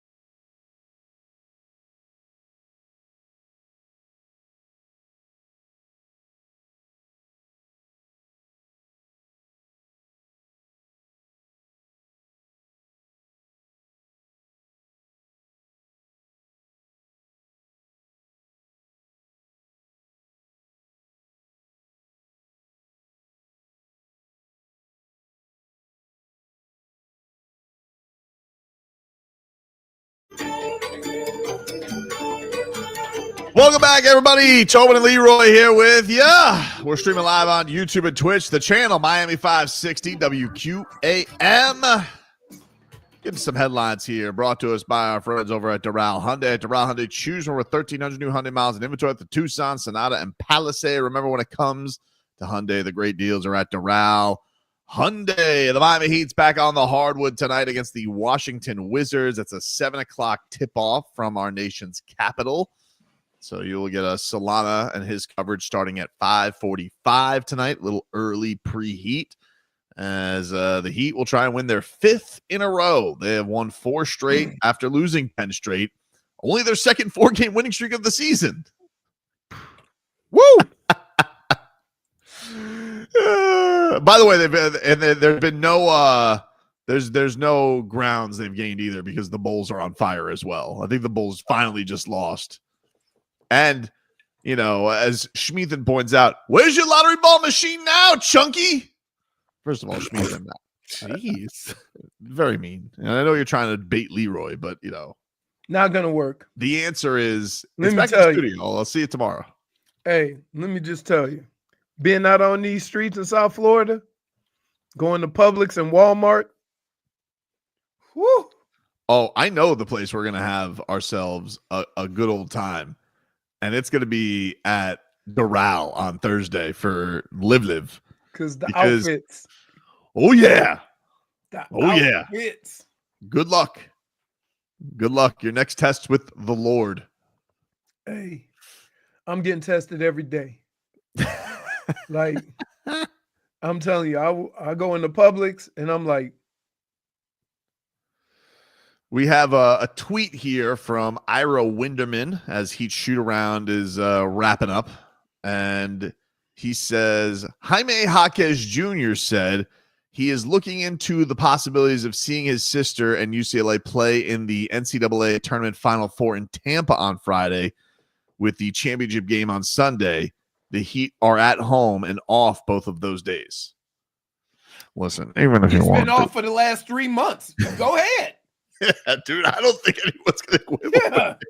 Like, Coach, can I go see my sister? Yeah, go ahead. That's it. Listen, you saw this past game. He had Jaime in with the Sioux Falls crew. Yep. He's like, hey, the Heat were kicking the crap out of the Sixers, and then Jaime's out there with Keyshawn Johnson and Isaiah Stevens, and you're like, oof, wow. And throughout this whole winning streak, single-digit minutes, 1 DNP, no field goals attempts. Oof. Well, more than a sophomore. You know what's crazy? The player that's doing all the crap he used to is Pella. That's right. So now Pella's the one making all the intangible plays. Also has great hair. I don't know. Been a lost year for Jaime, that's for sure. I mean, it's all part of it, man. Like, let's think of it this way. If Jaime could have the year he had his first year and continue to grow, and he'd be a starter in the league. Well, I don't think people. But I think that was kind of, I don't know, Leroy. I think that there was probably thought that the Heat, especially post Jimmy, because he's probably had like his best stint of the season, that one West Coast trip where he was starting for Jimmy because Jimmy was suspended. Mm-hmm. But man, can't shoot a lick, and not a really good defender. And those were the two things he said he really wanted to get good at this year. And I mean, he does hustle. I mean, who's better at defense, Tyler or Jaime? Now, I'm going to say Tyler. You know why? Because 30 comes with that. That's right. A great insurance policy on the other side. Like if you're a bucket getter in this league, we'll deal with your defensive shortcomings. I just think like what's his go-to thing? It's like his go-to thing is the footwork in the paint, and everybody knows like, hey, don't bite on the move, and then it gets swatted. You know, like I everybody's. think the other problem is this team has needed shooting all year. And you can't have a bunch of try-hard guys that can't shoot a lick. Yeah. Because it makes it hard for all the guys who can score. Well, that's the one thing that's crazy about this win streak. The Heat right now are shooting At an all-time incredible numbers. Cooper Morant from Heat.com said that they are shooting the likes. Let me get the official number on it, but they did something that hasn't been seen since like the 15-16 Warriors with how many threes they're hitting. Like 65% from three. I'm like, what? Yeah. Insane numbers right now from three. I think they're defending well too. Like I think I'm not saying it's all the threes, but these games are lopsided and the threes are just they are dropping like crazy right now for the Heat. Well, when you shoot at that clip, it forces the other team to try to match that. And if you don't have that shooting, right, then the game's not going to be close. Which is kind of what Boston does. They shoot up so many threes, but they're good at it. That how you going to keep up? The only way you keep up is if they don't make threes. Cooper Morant tweeted out, the Heat just became only the second team in league history to shoot 51.5% on at least 133 point attempts across 4 games, previously accomplished by the 15-16 Golden State Warriors. Right. Who won 73 games. And this team gonna need a year and 3 quarters to get. Right? Like they're not gonna even get to 500 this year. The Heat? Yeah. No, they'd have to win out. Right. They'd have to win out to do that. They got and then this week coming up, they got stinker tonight at Boston on Wednesday. Thursday's an interesting one. Memphis Grizzlies in town. Very interesting things happening with the Grizzlies, Leroy. Very interesting. Firing their coach with 9 games left. That's hockey stuff. Yeah, that's hockey stuff. Well, hockey usually fires their coach 9 games into the season. right. Hockey will just like, listen, Paul Maurice every day has just got to be like, man, I hope I'm good. Because they'll just be like, you know what, Paul? You wore the wrong shoes today. But in fairness to hockey coaches, right? They don't hold that against you. They go, nah, it's hockey. Come on over. Yeah. Right? Because Paul Maurice got fired. Like, the Panthers had no problem bringing him in. Yeah, where's Tortorella been? Like 9 teams? I feel like Tortorella's coached the whole league. They're like, we need some fiery press conferences. Go get that Torts. But Leroy, it's in basketball, 9 games left. Very odd. That means somebody got into it with a player. Exactly, dude. So no. One has to think. No. One has to think. How happy is Marcos? We made it through 2 hours of the show. What do you mean? Before that's all we talked about last week is as soon as Tobin come back. No. Really? I'm just saying. Who are you talking about? What player are you referencing? Well, Leroy, there has been a little bit of business around John Morant land, it seems like.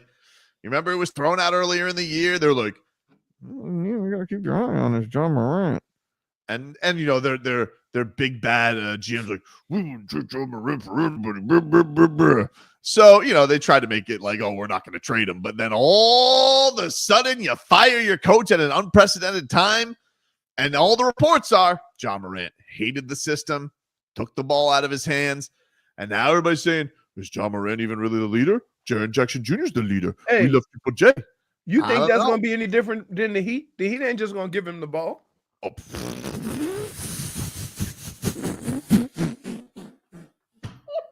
What? What do you mean we're not going to give him the ball? Now, he does need to play more games. He misses a lot of action. But why are we doing this? Why? I don't understand. As a fan of your team, why do you get excited about signing or trading for another hurt guy? Well, when that's been plaguing your team. I'm telling you, though, dude. No, wait. Answer that question. Please. You know who missed a lot of games? Who? Tyler Hero. And now this year, all of a sudden, is durable as can be. So he's your guy. That's different. Well, listen, maybe He's his your guy. He needs a guy. He needs a guy. You know, he needs somebody in that back court that he can rely upon. You know, Duncan Robinson's back doesn't work anymore. And, you know, Davion Mitchell's found a good role as the backup. You need a dog there in the back. And so all of a sudden we're sitting here and we're like, who could be that guy? What could fall the Heat's way? And I don't know, dude. I'm just sitting here and I'm looking around and I'm saying, it doesn't seem like Ja Morant likes Memphis. And let me ask you this. Ja Morant, okay? Off-field issues or off-court issues, injuries. But also, don't you think that he's a little tired? You know, Memphis didn't make a swing this year. They kind of just stayed the same and just said, do you, Memphis? And you don't think he's sitting here and being like, man, nobody wants to come here? Gets frustrating. It's a tale as old as time when it comes to star players in small markets. At what point? You get frustrated. At one point, they were second in the Western Conference. At one point. And then they had injuries. But now they're teetering on the play-in. Okay, here. Dude. How are you going to sell it to your fan base? Who, the Grizz? No. Ja Morant. How are you going to sell it to the Grizzlies fan base or the Heat fan base? The Heat fan base. Oh, this is how we're going to sell it. Guys, I got breaking news here.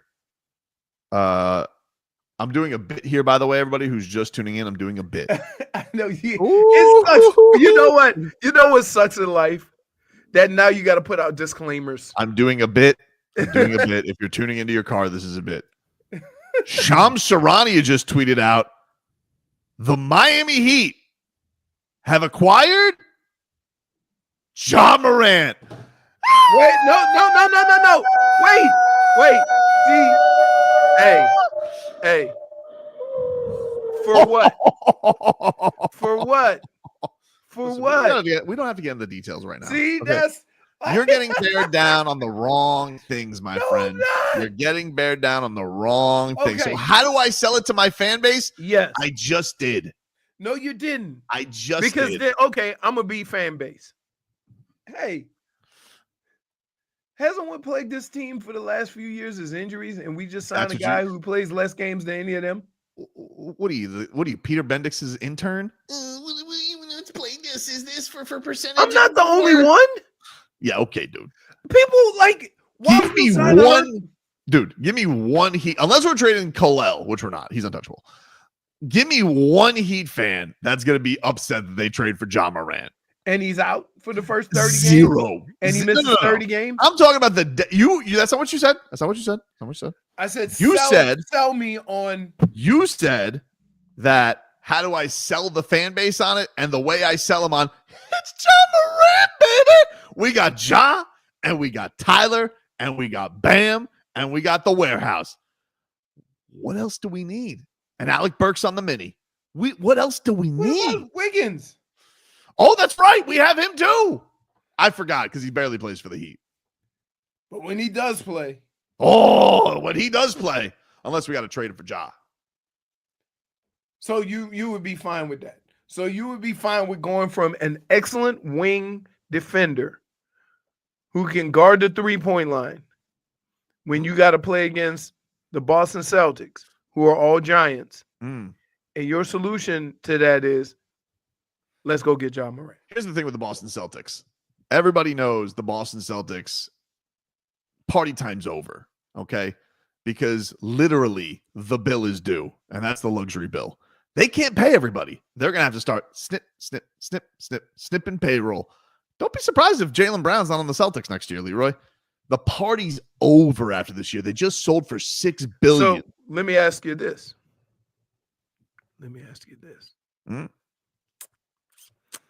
Would you rather Ja Morant or Jaylen Brown?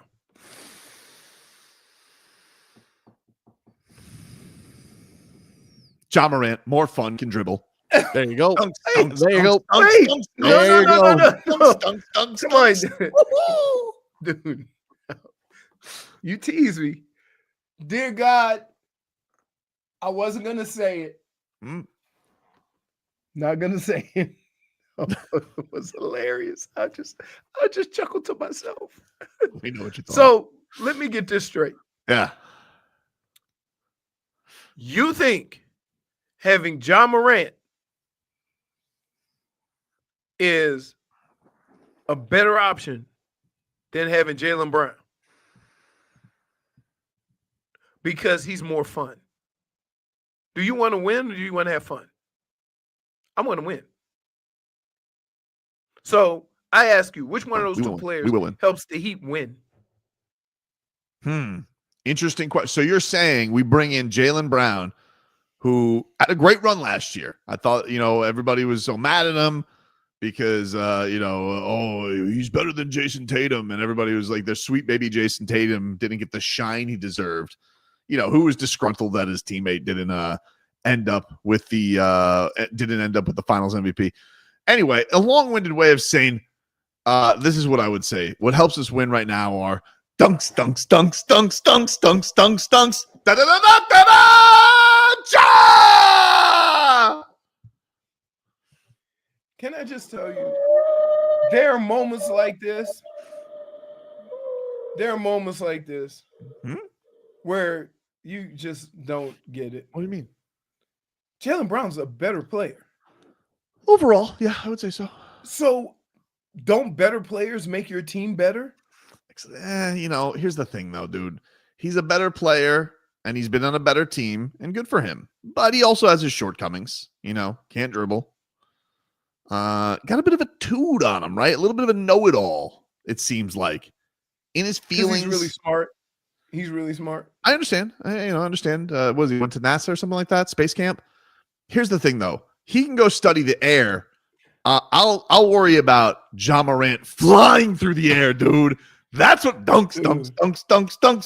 Or I cannot believe that we've done a show this long and I haven't choked you out. Like, do you understand? Your logic behind this is it'll be more fun. Mario brings up not that it'll win more games. It'll be so you would readily admit that Jaylen Brown would probably help the Heat win more games, but John Morant's more fun. I don't necessarily know that. I would say as a number one option, John Morant in his career has vaulted the Memphis Grizzlies to higher places. Could Jaylen Brown do that if there was no Jason Tatum, Drew Holiday? I don't know. What is the best Scottie Pippen all over again? Yeah, I don't know. I think it's an interesting question, Leroy. But Mario brings up a great point. Giannis has to be looking around with this whole Damian Lillard blood thing, does he not? Has to be looking around. One has to wonder. Dude, can I just tell you, it doesn't take much to get you off your spot. What do you mean? Just what I said. I don't understand. You were just doing ja. Giannis?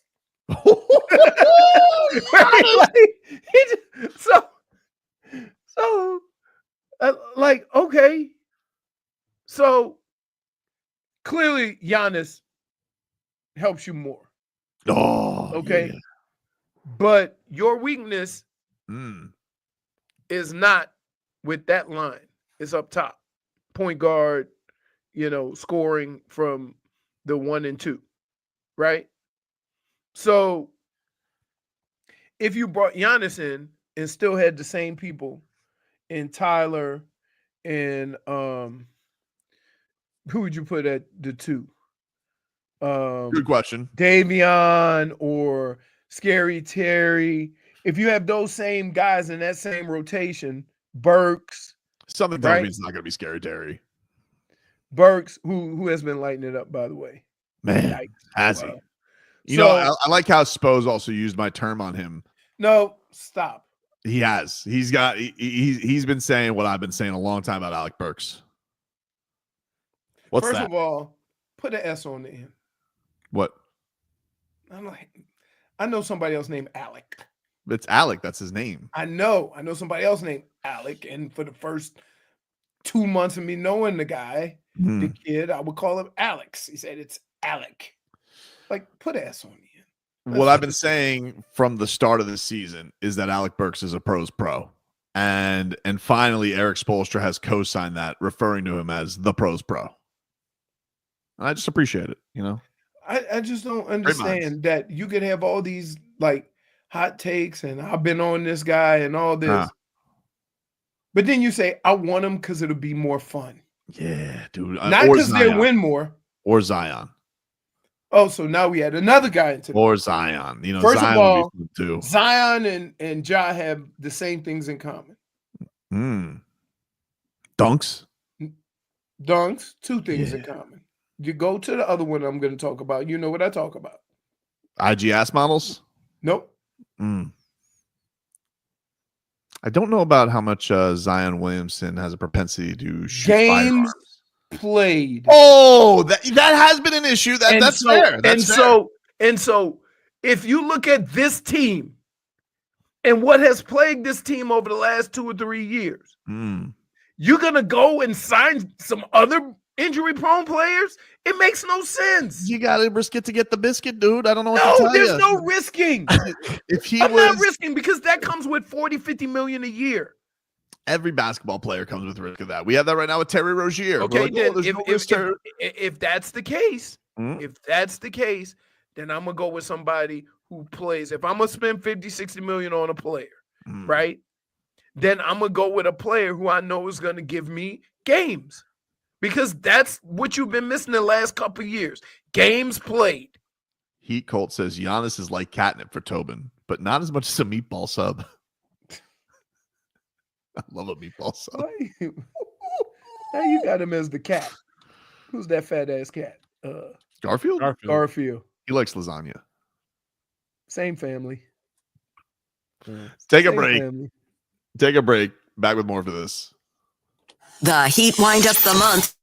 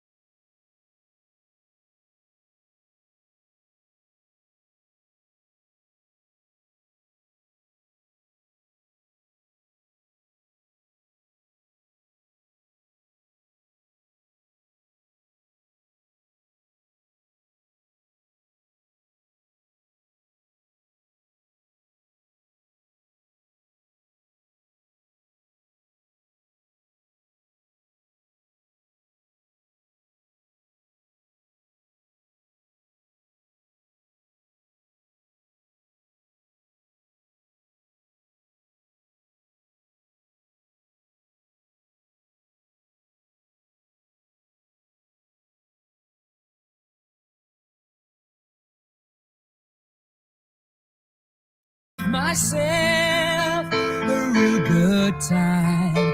I feel alive. Welcome back, everybody. It is Tobin and Leroy here with you, 560 WQM. Oh, hello, Jennifer. Hello. You have a gaming chair? Like, what are you playing? Halo? Yes. So my friend gifted it to me this weekend, and I'm never getting off. But are you a gamer? No, it's just very comfortable. Oh, all right. Fair enough. Fair enough. I know what he was thinking. Want me to tell you what he was thinking? No, I don't want to. He was thinking, if I give her this chair, maybe I won't get cropped like the other guy. Fair. Token of appreciation. Get us some cat talk here, brought to us by our friends over at Hollywood Kia. At Hollywood Kia, the #1 Kia dealer in all of Florida. Get the star treatment. We want to see you in a Hollywood Kia. Visit them online at hollywoodkia.com. Panthers, they are now venturing out on the road. They got back-to-backs this week. They got Tuesday against Montreal again, which there were some fireworks at the end of the game. Actually, this news just coming across. Niko Mikkola, who's a rascal, he has been fined $5,000, the maximum allowable under the CBA, according to NFL Player Safety on Twitter, for unsportsmanlike conduct during last night's game against Montreal. He shot the puck while the game was basically ticking away. And Montreal got in their feelings because he had the audacity to shoot the puck. Mind you, the game wasn't over. And they got in their feelings, and all hell broke loose. And shocking, what do you know? Another team wants to fight the Panthers. And the referee did the Montreal Canadiens a favor because they dragged Niko Mikkola to the dressing room instead of allowing him to whoop their ass. And all I'm saying is this is ridiculous. And Niko Mikkola is a good boy, and he does not deserve this. And I'm tired of our good boys on the Panthers getting reprimanded by the league. Do you have to keep saying good boys? But they are. Niko Mikkola is a good boy, and I will not allow they did this with Aaron Ekblad too, J-Fig. Okay. Aaron Ekblad, he apologized for the juice, and he very clearly did it by mistake. He's a very good boy, and he wouldn't do this on purpose. And now Niko Mikkola is not allowed to shoot the puck in a game where they shoot pucks. $5,000 penalty. Ridiculous. Got to tell you, I got fined that much for socks. So what a weird sport. $5,000. I don't like it, dude. I don't like it. And also, I don't like it. So I would like them to fix it. And I want to appeal Niko Mikkola's fine. Ridiculous. Then the Panthers have a big one coming up on Wednesday. They're in Toronto, second night of a back-to-back. That's a big one, obviously. Could have divisional implications. Panthers in behind the Blue Leafs right now, even though they also whoop their ass. But it's fine. I'm not worried about it. You put us first place, second place, third place. We're 4 points away from clinching the playoffs, okay? You put us whatever place you want. What you know is the Panthers are going to come together. We're going to get Tkachuk back. Marchand's going to figure it out, all right?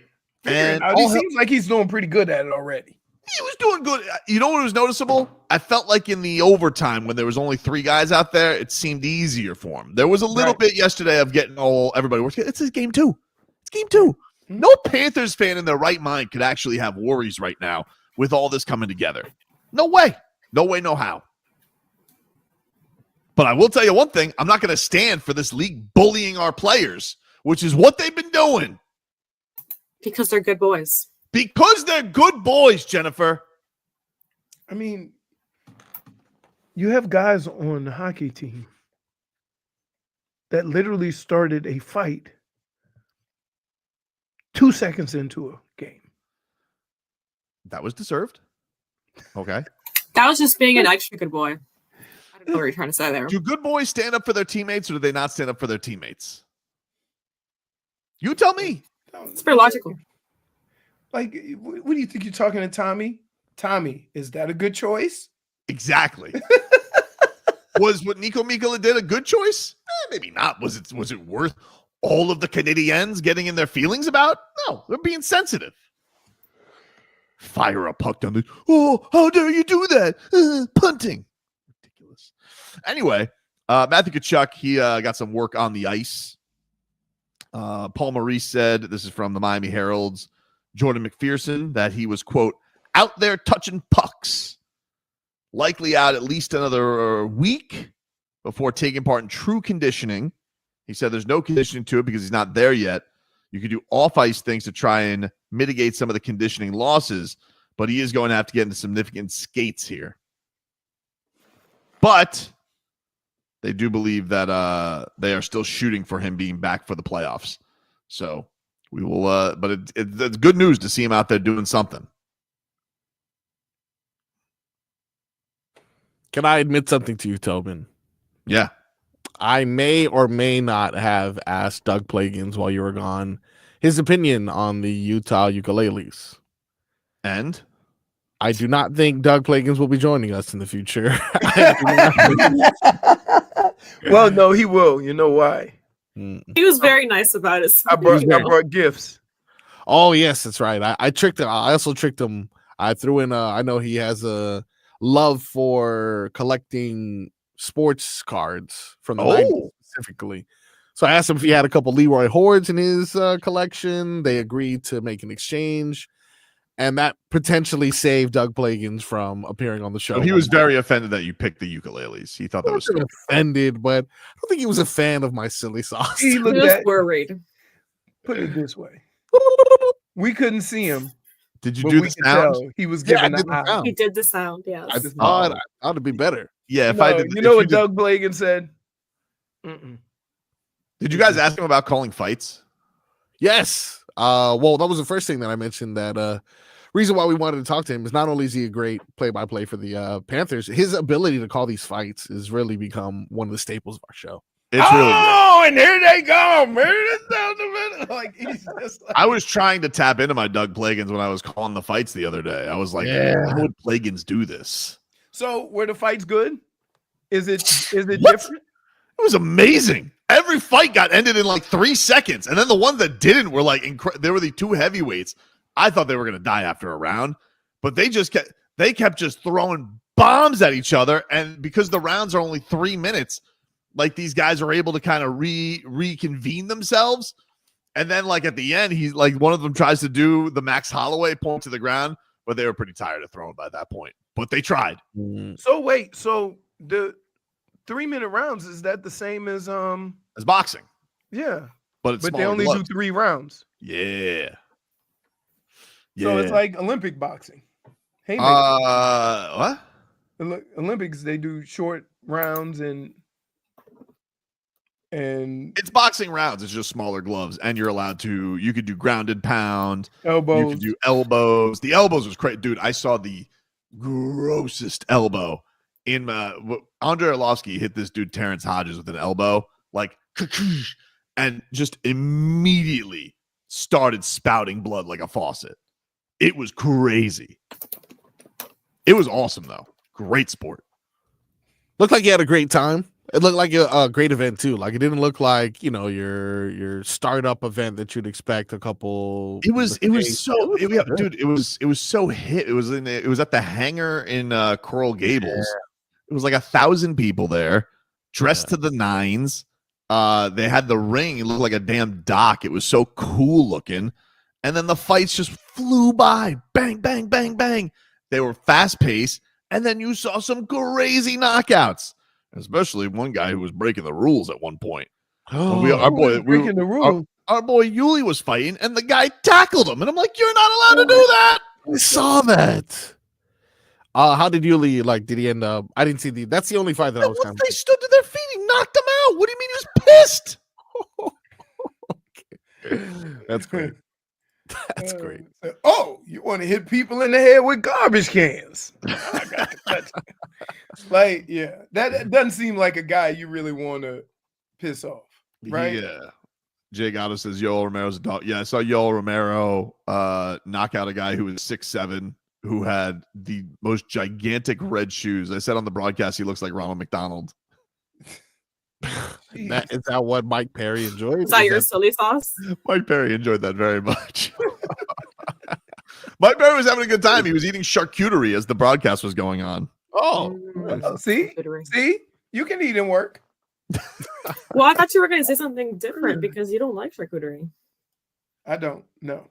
Well, this was a very fancy charcuterie board. They brought him all kinds of meats and cheeses. I don't still know because, like, I see people that on a charcuterie board, they go meat, cheese on top of the cracker, boom. Like, that ain't finger food. That's an unlunchable. I definitely want to use, if I do it again, I want to use the term mandible because that's one of the things with Doug Plagans where he goes, oh, he hits him in the mandible. Mandible. That's a good word. Good. That's such a fancy word for jaw.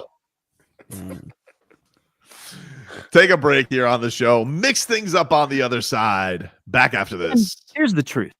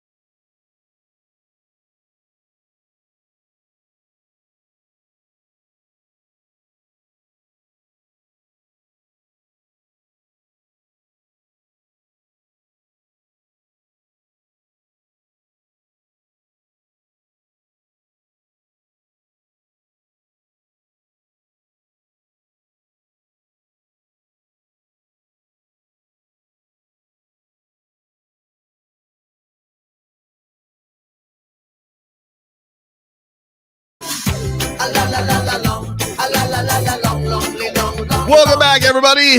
Tobin and Leroy here with you, 560 WQAM. Leroy, can we get a weather update from the Demesman and Dover Law Firm? YourAccidentAttorneys.com. Free consultations 24/7. Call them at 866-954. All right. The windowplex is a little clogged because of others not cleaning up after themselves, but that's a whole nother. After that rain yesterday, we have a steady 10 to 15 mile an hour wind coming out of the west. Looks like maybe a little southwest. Is that a gust? No, it looks like those clouds are humming. I'd say 10 to 15 on a regular, maybe gusting a little bit more. It is partly cloudy. And I would say it's about 82 degrees. But I guess a front must have came through or something, not just thunderstorms. If it was thunderstorms, are we at that time of year where we start getting those evening showers? I don't know. I think we got some more time for that. But other than that, looks like nice now, but I would still prepare yourself for a straight shower. Dade South is calling me Do Tessator. Oh, you can't laugh at that. I didn't say a bunch. I didn't say it. Timbo says Flan Eagle. Flan. Would that be flying? Not a big fan. Not a big fan. Of Iron Eagle? No, flan. Oh, flan. Okay. Yeah. Man, Iron Eagle just taking bows from you. No. Told you. This is all in an effort to be a better person. Okay, sure. Well, I'm just laughing somebody else said it. I didn't say it. No, because last week he also had a couple hiccups. No, I didn't. Oh, he had hiccups? Yes, he did. Yeah. I did not have I need video evidence. Was it on the show? Yeah. Yes. Or was it hobnobbing in the hallway? So you say you didn't do anything, but yet you say yes. Therefore, you did something. No, I didn't do anything. I think you just. He asked if it was during the show. Leroy. I said infractions. Were during the show, and you can review them to make your own determination. I say no. Leroy, the Lord doesn't need video review. Right. No, I'm telling you, he's skating on a very slippery slope. Well, make sure. I'm just glad Do Testator didn't make it on the Dirty Boxing live chat as the YouTube was going on. Let's get to the mixed bag, huh?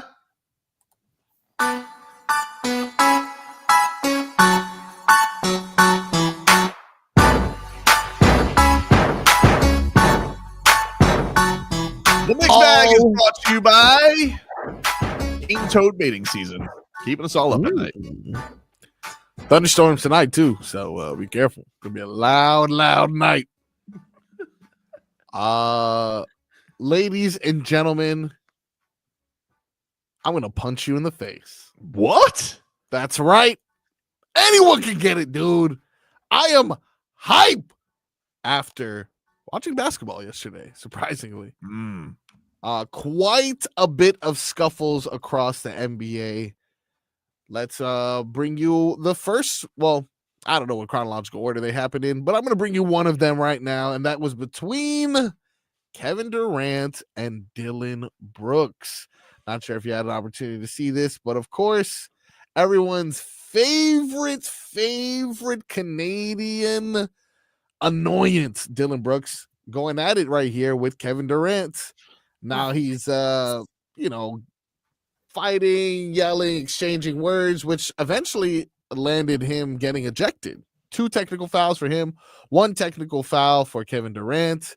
Now he's being held back as he's ready to attack a ref of some hold sort. me back, guy. The old hold me back. What did I do? You're Dillon Brooks. You're Dillon Brooks, dude. You know what you What did. do you mean? What did you do? You knew what you did. Yeah, it came during the second quarter. They still ended up winning like 140 to something. Oh, they smoked him. They smoked him bad. Tell you what, And, that beats a Rocket team. Angry. I would imagine Kevin Durant had a bad ankle injury in that too. I wouldn't be surprised if he's. God, if that he's- looks awful. Those ankle injuries look awful. He's got to rest up for the Heat next year, so I would. No, you want Kevin Durant? Do I not want Kevin Durant? Oh, Morant Durant 2025, 26. You have a lot of people coming to I the have Heat this plans. year. And Jennifer, the best part of this is not giving up anyone.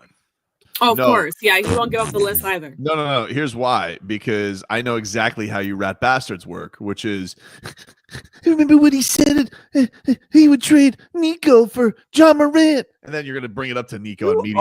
I didn't know I already spoke had like that Niko with included in the all trades. You guys turn into a bunch of rat McAfees. I can't do real trade talks with you because you hold it over my head forever. Well, because What you do you can't just have mean? you can't just say I want to trade for be a Sure I grown can. up. You can't say I just You want be to a trade grown for up. this guy No, without no, saying no. what would you trade him for? No. I'm not gonna let you do that. I would would be you a trade grown him up. for? No. I would. No. I'm not gonna answer that.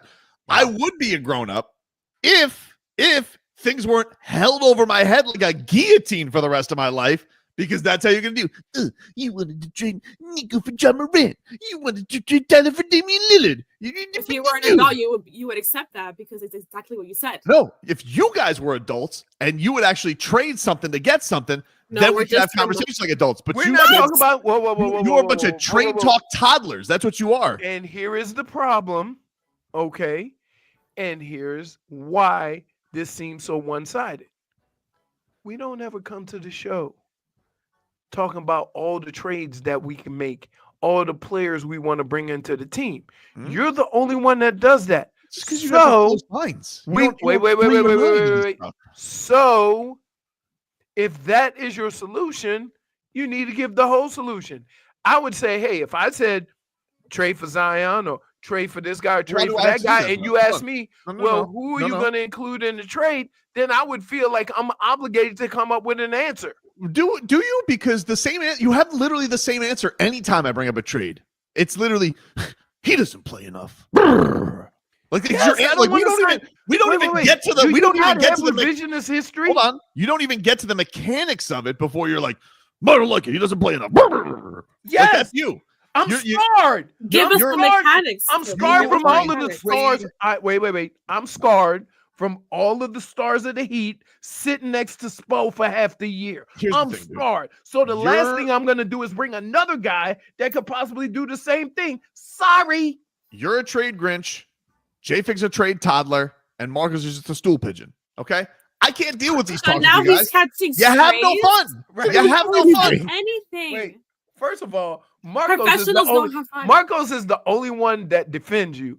And it's funny that you just hosed him down like he was nobody. Your only support. He's very sensitive today. Look. Yes. He's not sensitive. He wore his glasses to get out of virtual court. It's true. I wanted to look smarter. Your Honor, I was a good boy. I wasn't good. Look at my glasses. So no, like you come up with all these. You literally in the last 2 years, 10 guys at a minimum, 10 guys. And the problem is that when we say, okay, how are we going to make this deal work? I know who I'm going to give up. I know who I want to give up. So but I'm not. say it already. I'm not going to tell you We guys wasted because then all you're right. going to hold it over my All head. All right. Here, if I was given immunity, I'll do it. I'll give you immunity. I'll give you immunity. Okay. Because, but here's what I'm gonna say. Also, Okay. we've done this to him already, and he never gave us. I'm gonna say this. Okay. The only issue that I have with any trade you would suggest is, do you not understand what has plagued this team? And you're making an assumption on a $50 or $60 million player that, once he gets here, he's going to be healthier. I don't want to do that. I'm not willing to do that. So that's where we have an issue with your trade talks and whatnot. That you would trade, I don't care how good the player is, you would trade a healthy player for a broke down player. First of all, I disagree with your point of this is what's plagued the team. Like, hasn't what's plagued the team been the lack of talent? even available talent, Okay. you haven't had enough of. Okay. In the last 3 years, at the end of every season, what has Pat Riley talked about? 2 of those years ended in the Eastern Conference Finals and the finals, right? When you say the past 3 seasons. Okay. And so what is that like the guy who you would have these quibbles about would be Tyler Hero, and he's been very durable this year. He's missed 3 games. Right. So by your standards, you'd be like, I wouldn't trade for that kid. Bum never plays. No, that's not true. That's the truth. That's not how you true. play. Tyler had a broken hand. Mm-hmm. Tyler has never sat out of games. He ain't never sat out of games for rest and relaxation. Oh my God. All right. What are you doing? So what are you doing? Now is it rest and relaxation, or is it John Morant because you can't trust his knees because he's too athletic for a point guard?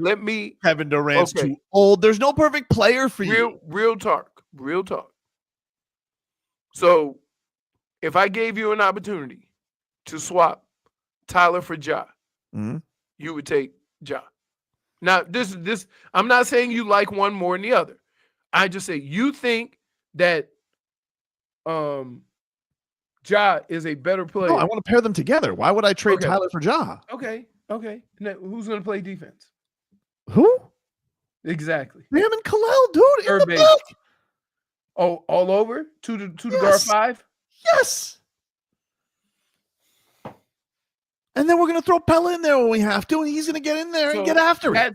That's more like you say yes, like it's just going to work out.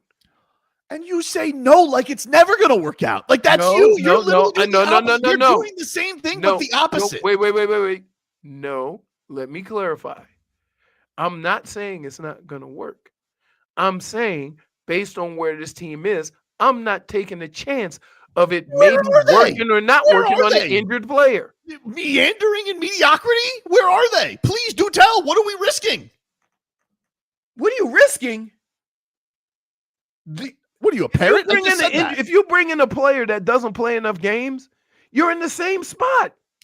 Dude, you didn't think when Andrew Wiggins got traded here, he would be missed. You know that Andrew Wiggins has missed more games with the Heat than he has over the last 4 years. You can't always predict these things. True. This guy.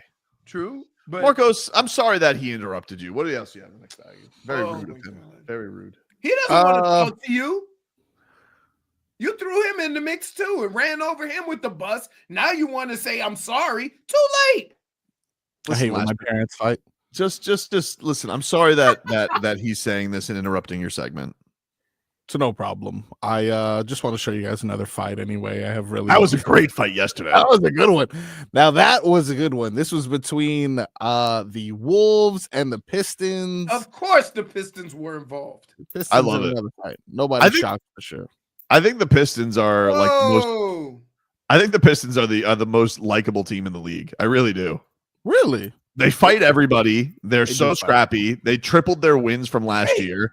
Look at DiVincenzo. What in the Sam hell is going on with him? Yeah, it didn't work out well for him. Is there somebody else down there?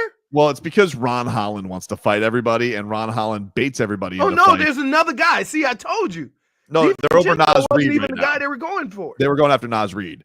But this Ron Holland, he instigates every fight. And then what happens is once Ron Holland starts the fights, Isaiah Stewart's like, there's a fight? And he runs into it. Like, Stewart likes fighting. Like Terry? Look, very angry. Look, instead of people trying to get to safety, what do you think they're doing? Honey, grab my phone. I want to record this. There you go, Rudy Gobert. There's going to be some suspensions coming out of that. Hey, can I just say this? The last person I want to come over to defend me is Big Frenchie. Rudy? Yeah, he just doesn't he doesn't do it for me. I don't think he does it for anybody. Yeah, that one was violent though. Melee. Wow. But wait, I'm looking at defense. Look. Whoa. Wow. Oh, man. This is not like that commercial, DiVincenzo. Which is crazy. They have 4 guys in the NBA. And they were all on the he's same very team. upset because he thought he was going to be there with them. And they said, nope, see ya. Enjoy Minnesota. Just look at him fighting for his life all the way in the back. Yeah, some guys being He's on top of someone, right? needs to be Hey, and you know what's funny?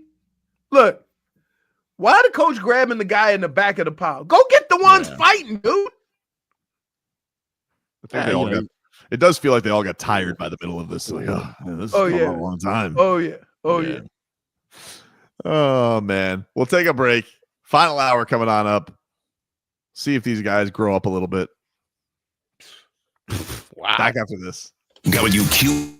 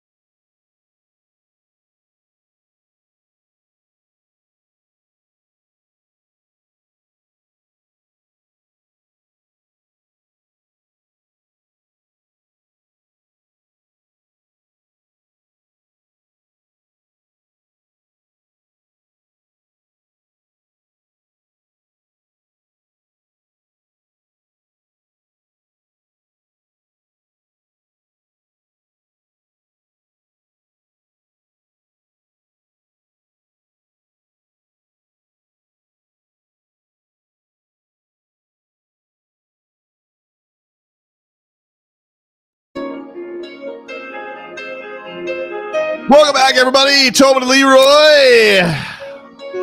Happy Monday to everybody out there.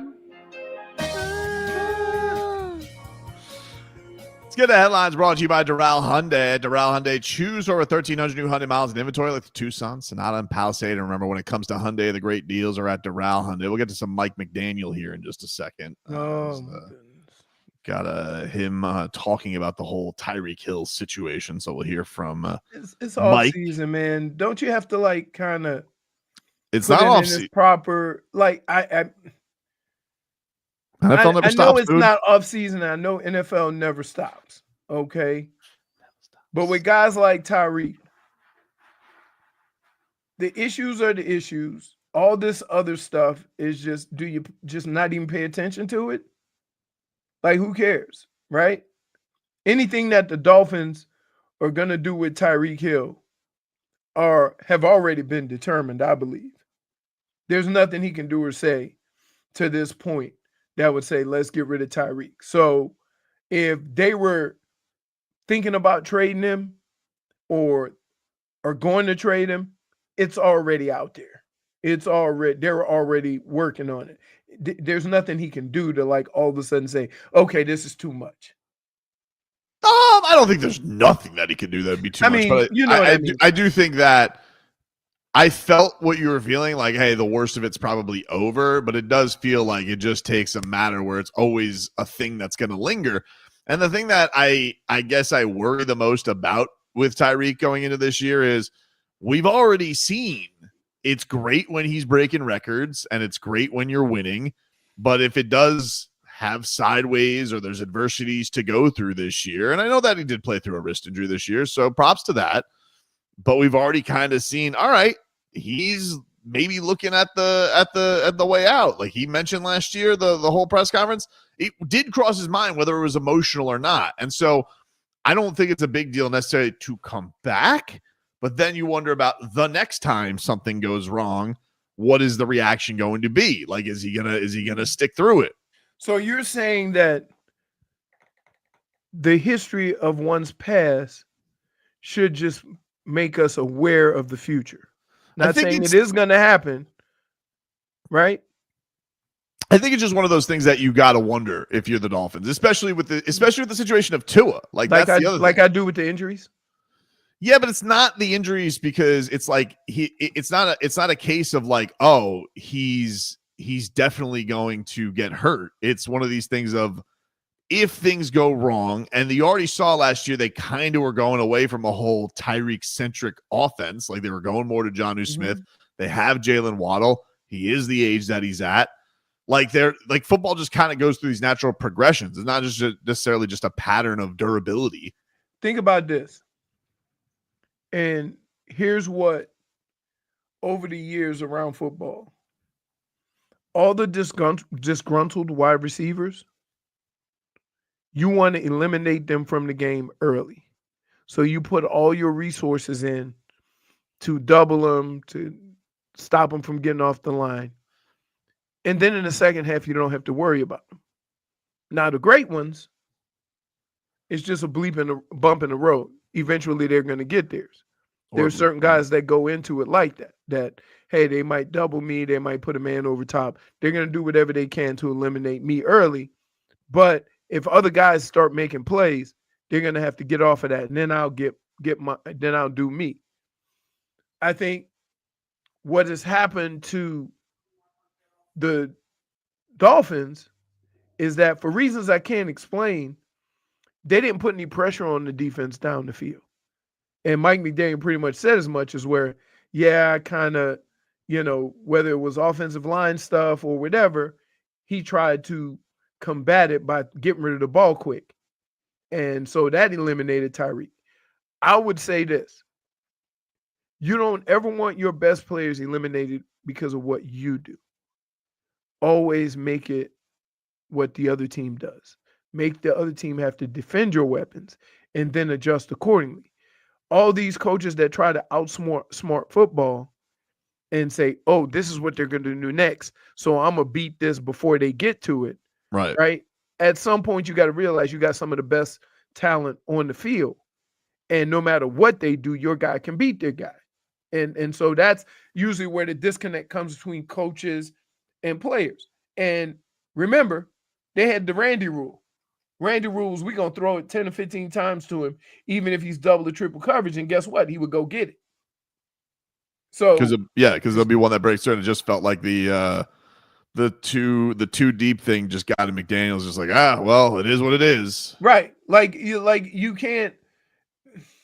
And I always say this: if you take a tight end and run him up the seam and run Tyreek on a go route, one of those two guys is going to get open because either the safety over the top is going to go help Tyreek, and that's going to leave you open, or the backside safety, they're going to rotate over. The backside safety can get the tight end. They're going to roll the other safety out to the outside to help, and then the outside receiver on the other side is going to be one-on-one.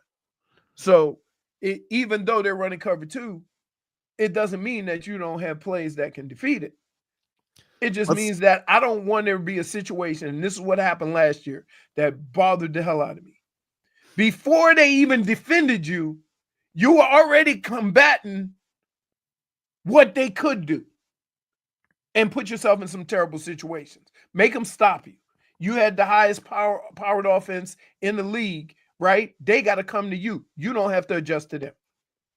Here was Mike McDaniel being asked about Tyreek Hill's emoji tweeting over the last 24 hours.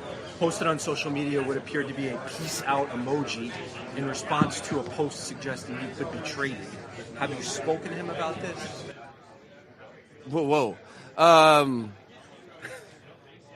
No, I have not spoken about alleged read-ins on social media, no, because he's been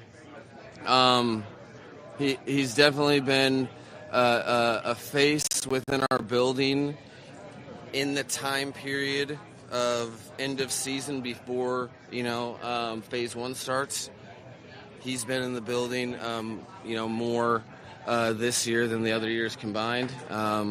Him and Robert Prince have spent a good amount of time together, and I think beyond that, who knows?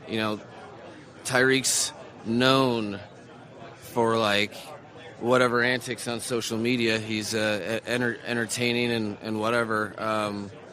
So we're in a good spot where if there's anything that I needed to know, direct communication would be executed. All right, so it doesn't sound too worried. No. Shenanigans are happening. Nope. That's what he does. Shenanigans on social media, Tyreek Hill. He was asked, we'll give you one more here. This was just him being asked about if Tyreek will for sure be back next year. I mean, I can certainly say with certainty that at this certain moment, I think that's there.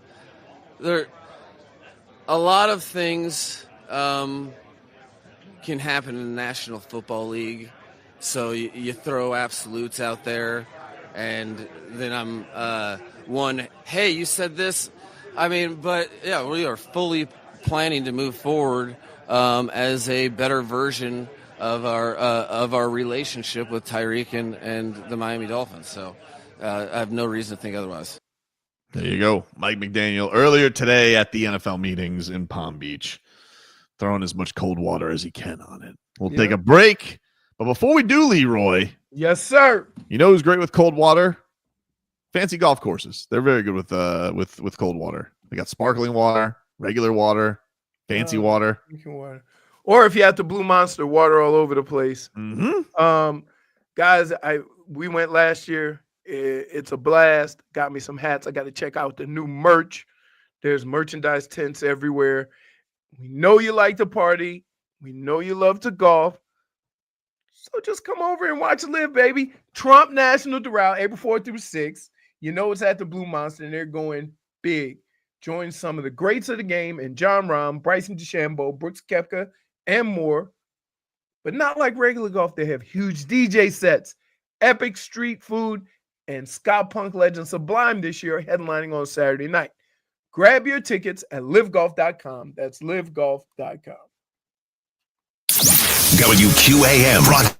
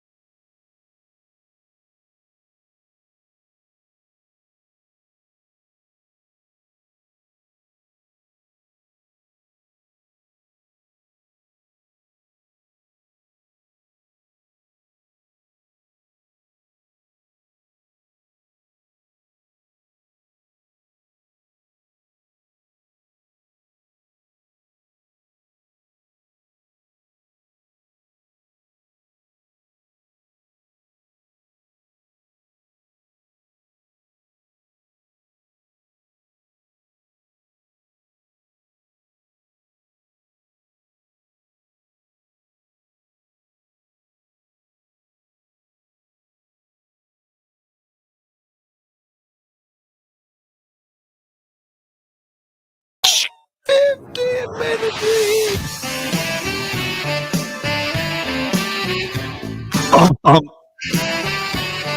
15 minutes of heat here for you, brought to you by Hollywood Kia. At Hollywood Kia, the #1 Kia dealer in all of Florida. Get the star treatment. We want to see you in a Hollywood Kia. Visit them online at hollywoodkia.com. Your Miami Heat back on the hardwood tonight against the Washington Wizards at 7 o'clock. 5:45 is your preheat with Alejandro Solana and Tommy Tig. They will get you ready for all the action as the Heat go for their first 5-game win streak of the season. Woo! Weird year. I'd say. Andrew Wiggins is going to miss tonight. That's going to be 11 games for him that he has missed with the Miami Heat. I was just reading from Ira Winderman, who spoke to Eric Spoelstra today. And Ira said on Andrew Wiggins, when asked if he could come back sooner rather than later, quote, I don't have any timetable on it, but he's definitely making some progress. Which is even worse than saying that's the combo, right? That is the combo. That's his one too. That's the I don't have a timeline and he's making progress. Well, if you're making progress, then what was his timeline before? And if he's making progress, how close are we to that end result? Ira also put in here, asked if Wiggins would be back before the end of the regular season from the hamstring issue. Spo said, quote, I don't have an update. Why the hell did you hold a press conference, sir? Like, what is he going to say other than we have enough? He has to. I mean, I think them's the rules. I think that's why he held a press conference. He already has his answer. If he had his choice, he wouldn't. We have enough. We have enough. We have enough. And I have no update. Could have been an email? No. That's right. That is basically the rundown that he's given us on all of this stuff. Look, they certainly, they would need him back if they're going to do, anything sustained. It would feel like whatever the hell this turns into with the play-in and that whole scenario right now. I mean, the Heat are probably going to have to win 2 play-in games right now. They're not going to fall behind Toronto. Toronto's the only team left that's not eliminated officially from the playoff watch. They've won 4 straight. So if anybody was looking for the Cooper flag, the Heat basically torpedoed that with the win streak because Toronto actually got hot, and they also have kind of a weak schedule, which the Heat also don't have a very strong schedule to end this, but they would have needed to basically bottom out here and have Toronto pass them by. They're now 6 games up on Toronto. That's not going to happen. And I think they still got some Wizards and Hornets still in there with LaMelo Ball done for the season too. So, he's done for the year? Yeah, he's done for the year. I mean, he's done for this month. I mean, what is the year? The year is now, it's like 2.5 weeks left. But he's another guy. A lot of talent. I would never trade for him or anything because he's always hurt. He is a Ferris wheel on sneakers. How does that mean? You just watch him play, and it's like basically he plays carnival games on the court. Like he'll shoot the ball out of his butt, but he'll do an incredible behind the legs or behind the back between the legs pass. But he's gonna go, but he'll throw up an 11 for 35. Like he's gonna throw up some wild shots, but the fun ones are gonna go in.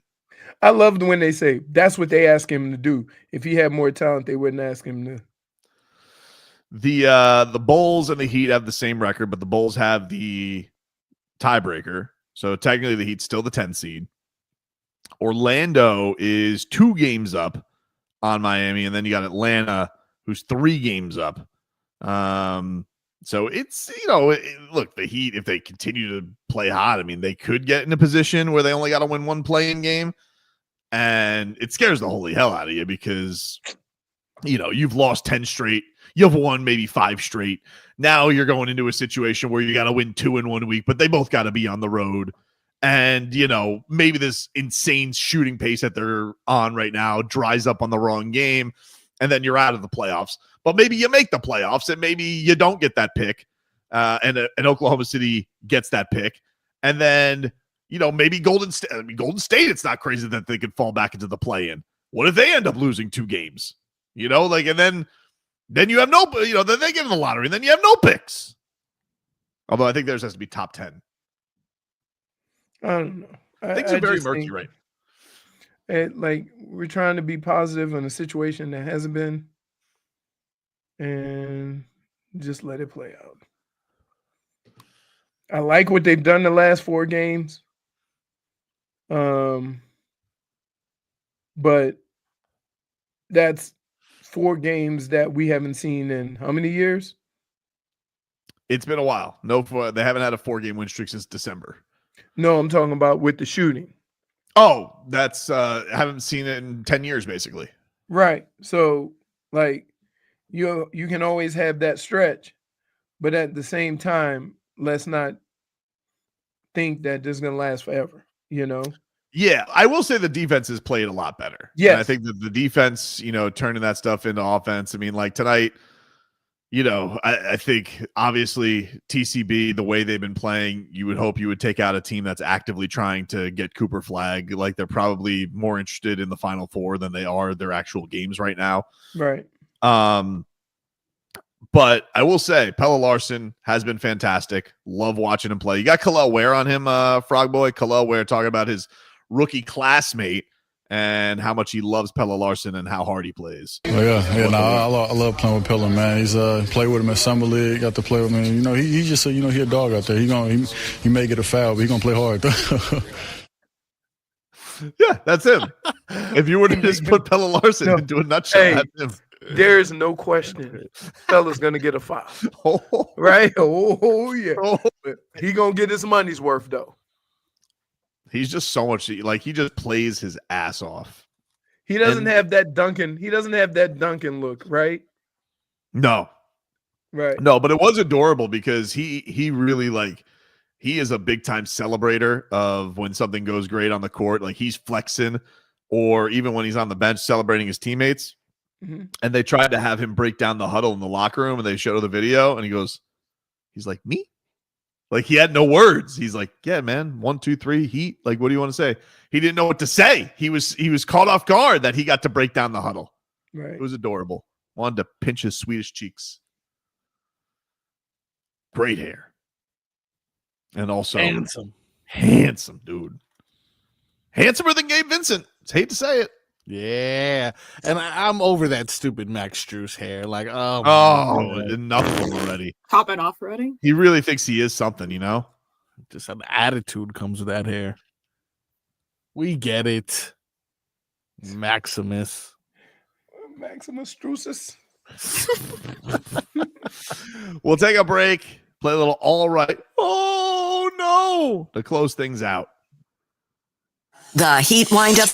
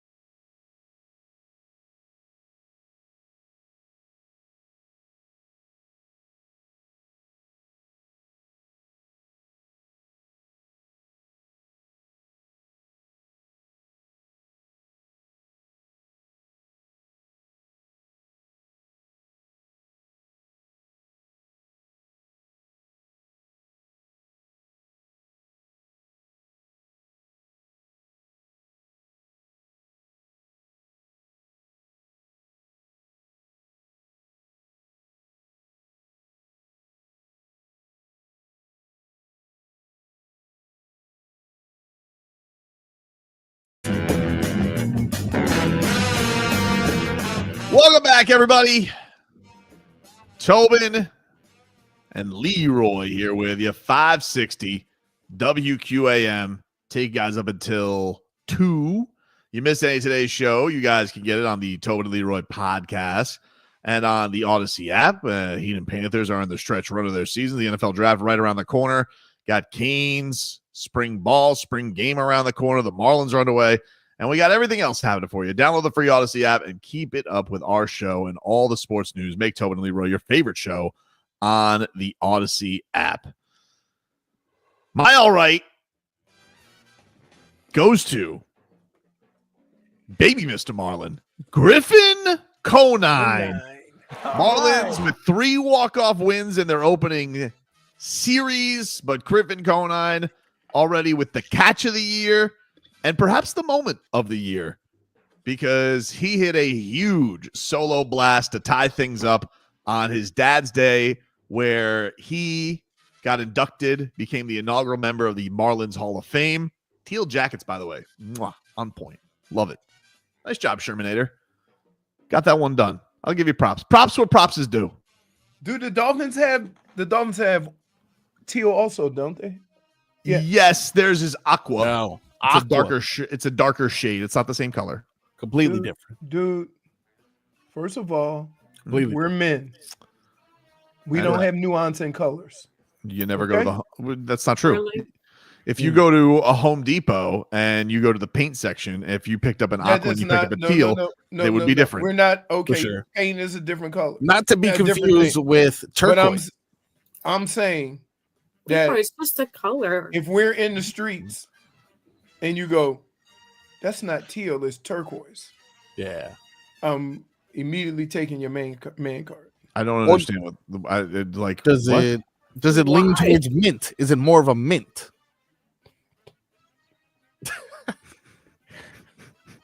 It does lean more mint than it does aqua. See? Different. But Griffin Conine, he gets my all right. Great weekend from him. Making his papa proud. Making his papa proud. My oh no has to go to one of the dumbest controversies I've ever seen on this face of the earth. And that is Morgan Wallen walking off the SNL stage before the credits were over. Wow. Why do people care about this? I am really confused. Send me to God's This is the dumbest thing I have ever seen people get angry about. They're like, why didn't he stick around to talk to the cast? It's like, why does he have to? If he wanted to leave, let him leave. He did his job. Rehearsals, they're with him all week, right? He stormed off with set. for a very long time. People stormed off set. People were furious. Why did you even take the gig if you didn't want to stick around and shake everybody's hand? I don't know, dude. But it's like he didn't want to be there. He of course, doesn't like being, I guess, in New York. He put on his, I thought funny, though, he did post on Instagram, time to get back to God's country. I'm like, where? So you can throw chairs off a bar? Like, he said, take me back to God's country. Take me back to God's country in my private jet. Poor Morgan Wallen. But I don't understand why people are mad about this. This is so strange. It's not like he told, who was the woman, the one who plays Honora? What was her name? Oh, I don't know her the name. one who hosted. No it's clue. Mikey something. I think is it Madison? Mike, I don't know. No, it's not Madison. Whatever. The point is, They were Mikey saying Madison. it was like Fist bump. Get the hell out of there. I did my job. See you guys. Maybe I don't they had understand things why to this is do a problem. afterwards, or had to Did be his somewhere at a certain job. time. Oh my! If anybody wanted to do that, it's completely. Now, was it awkward because he just walked in front of the camera and left? Yes. You got to be sneakier about that. Exit stage left, dude. You're a professional. But I don't understand why people need to credit. Like, who cares? Imagine you invite someone over to your house for Thanksgiving. This is important. So Thanksgiving. Yep. And they don't even say thank you for the food. They eat, they stand up, and they walk out the front door. Yeah, but you didn't Pretty invite sure him. he said thank you in the beginning. You hired Happy me? You hired him for a gig, or I don't know. Do you get paid for SNL? I don't even know how that works. I'm guessing you do. Maybe You accept a gig to perform. He performed his 2 songs. See ya. I wasn't the host. If he was the host, I would get it. But he wasn't the host. Got no. He was just a musical act, right? Guy's He got was no just the musical acts. What about Mikey Madison? I thought Mikey Madison was the musical Mikey act. Madison sounds like a third baseman the Marlins just called up. Oh, Mikey Madison, huh? Dade South says he was being a show pony. Yeah, he was being a show pony. I can't disagree with that. And the Instagram post was a bit dramatic, but I don't need it. Like, it's not something I think he needs to be raked over the coals for. I mean, maybe something happened backstage. He's got way worse things in his past that he needs to be raked over the coals for. He's a wild card, right? He is. He's done some crazy stuff. Walking off the stage is the least of what you have to worry about. They're lucky with he more than didn't one. throw a chair. Right. I don't feel like that was. I don't feel like that's going to make his Wikipedia. Walks He's off, got. like, yeah. What do you got for all right? No, Leroy. All right. So my all right is gonna go. How can I put this without getting? I'm gonna say to all the teams in the Final Four, and some people think that the tournament wasn't that eventful because there weren't a lot of upsets. But to me, I think all the top teams ended up getting, not that many upsets. So you want to see who's the best true champion, not a team that has a bad weekend. So I'm glad for all the teams that are in the Final Four. I know a lot of teams thought that maybe Michigan State or there's a couple other teams. Maybe I picked Tennessee. There were some teams that you thought could compete that were, at some point 1 or 2 in the country at the time. But I think it was been enjoyable. There have been some close games, some blowouts, and the teams that you want to see play are going to end up playing. We all want to see Duke versus Florida, correct? I mean, that would be a true, test. Nobody got blown out early. Nobody. So I hope it gets to Duke playing Florida. So that's my all right. My oh no, it is definitely going to go to this weather yesterday. Oh no! When they said you might get a little bit of rain, they undersold it. They lied. Because it was a lot. It was treacherous. It was terrible. Or treacherous. Treacherous. Wait, what are we doing? That was fake that time. Look, I stayed quiet. No, you know why she did it? I was Because when you went like this.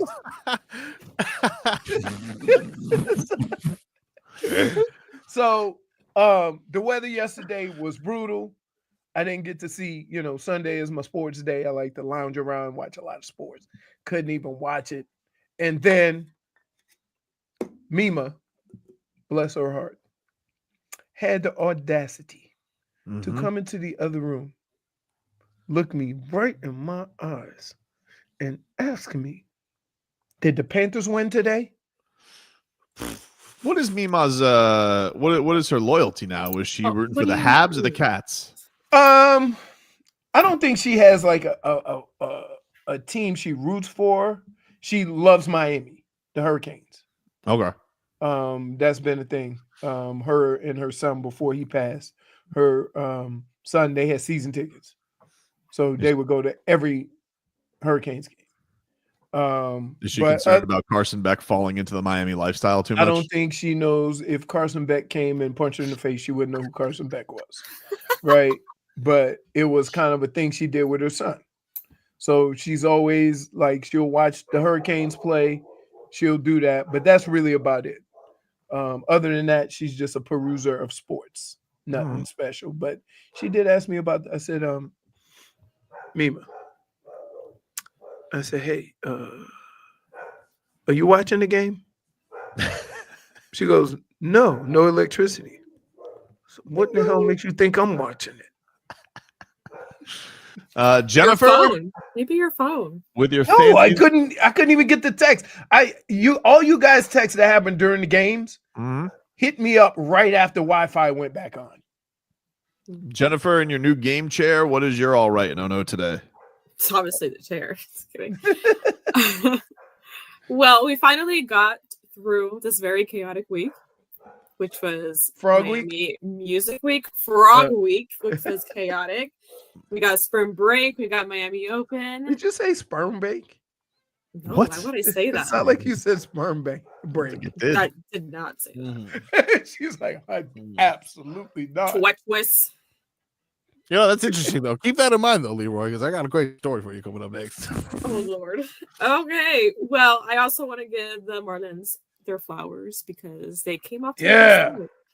Absolutely. All right. Opening week, and my no goes to these obviously nasty showers. But what you didn't see because you didn't have Wi-Fi was that these floods downtown didn't necessarily work out with Ultra, which led to delay. Oh no! And ravers did not know how to act. I'm just saying they were dirty never know how to and act. nasty. Oh my god, the videos High I as saw. a kite. The videos I saw, everyone looked so dirty because they were all in the. It was just gross. Did you see the future Steelers quarterback?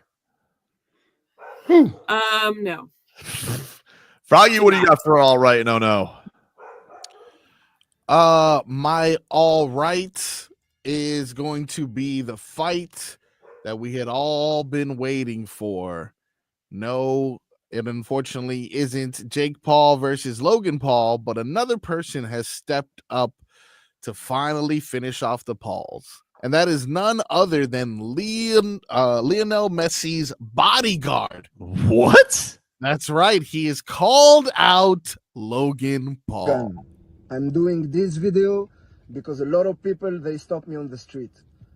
They send me message. I get a lot of comments on Instagram about this fight. So now the reverse is broken. There is no way out. Let's do the fight for the people. On doit le faire pour le peuple. Let's do it. Wow. What do you He think? French? I mean, that's very French, and he's drinking his messy water. Yeah. Well, that's the root of it, though, right? Like, because Logan Paul's suing Messi over Prime. Yes. Oh, really? Yeah, that is the root of their quote unquote beef. Who do you got? Who do you got in that He's one? just trying to find beef with everyone. Logan Paul is not a very good boxer. I think I'm going to take the bodyguard. If he took on Jake Paul juice to the gills, I think I'd go with Jake Paul. Oh, okay. Interesting. So it's a technique thing for you. Logan Paul doesn't have technique. Yeah. So you're saying, but if he took on Wait, Jake didn't Paul, he? Who put Ocho Cinco cheeks up? That wasn't Paul, bro. That was on the card, but that was Brian Maxwell. Oh, okay. Yeah. That was a bare knuckle fighter who hit him in the fourth round. That's who tried to tackle Yuli. Well, actually did tackle Yuli in the first round of dirty boxing, which you're not allowed to do. It was like, I think I said, I'm like, there's a lot of things you can do. You can't do that.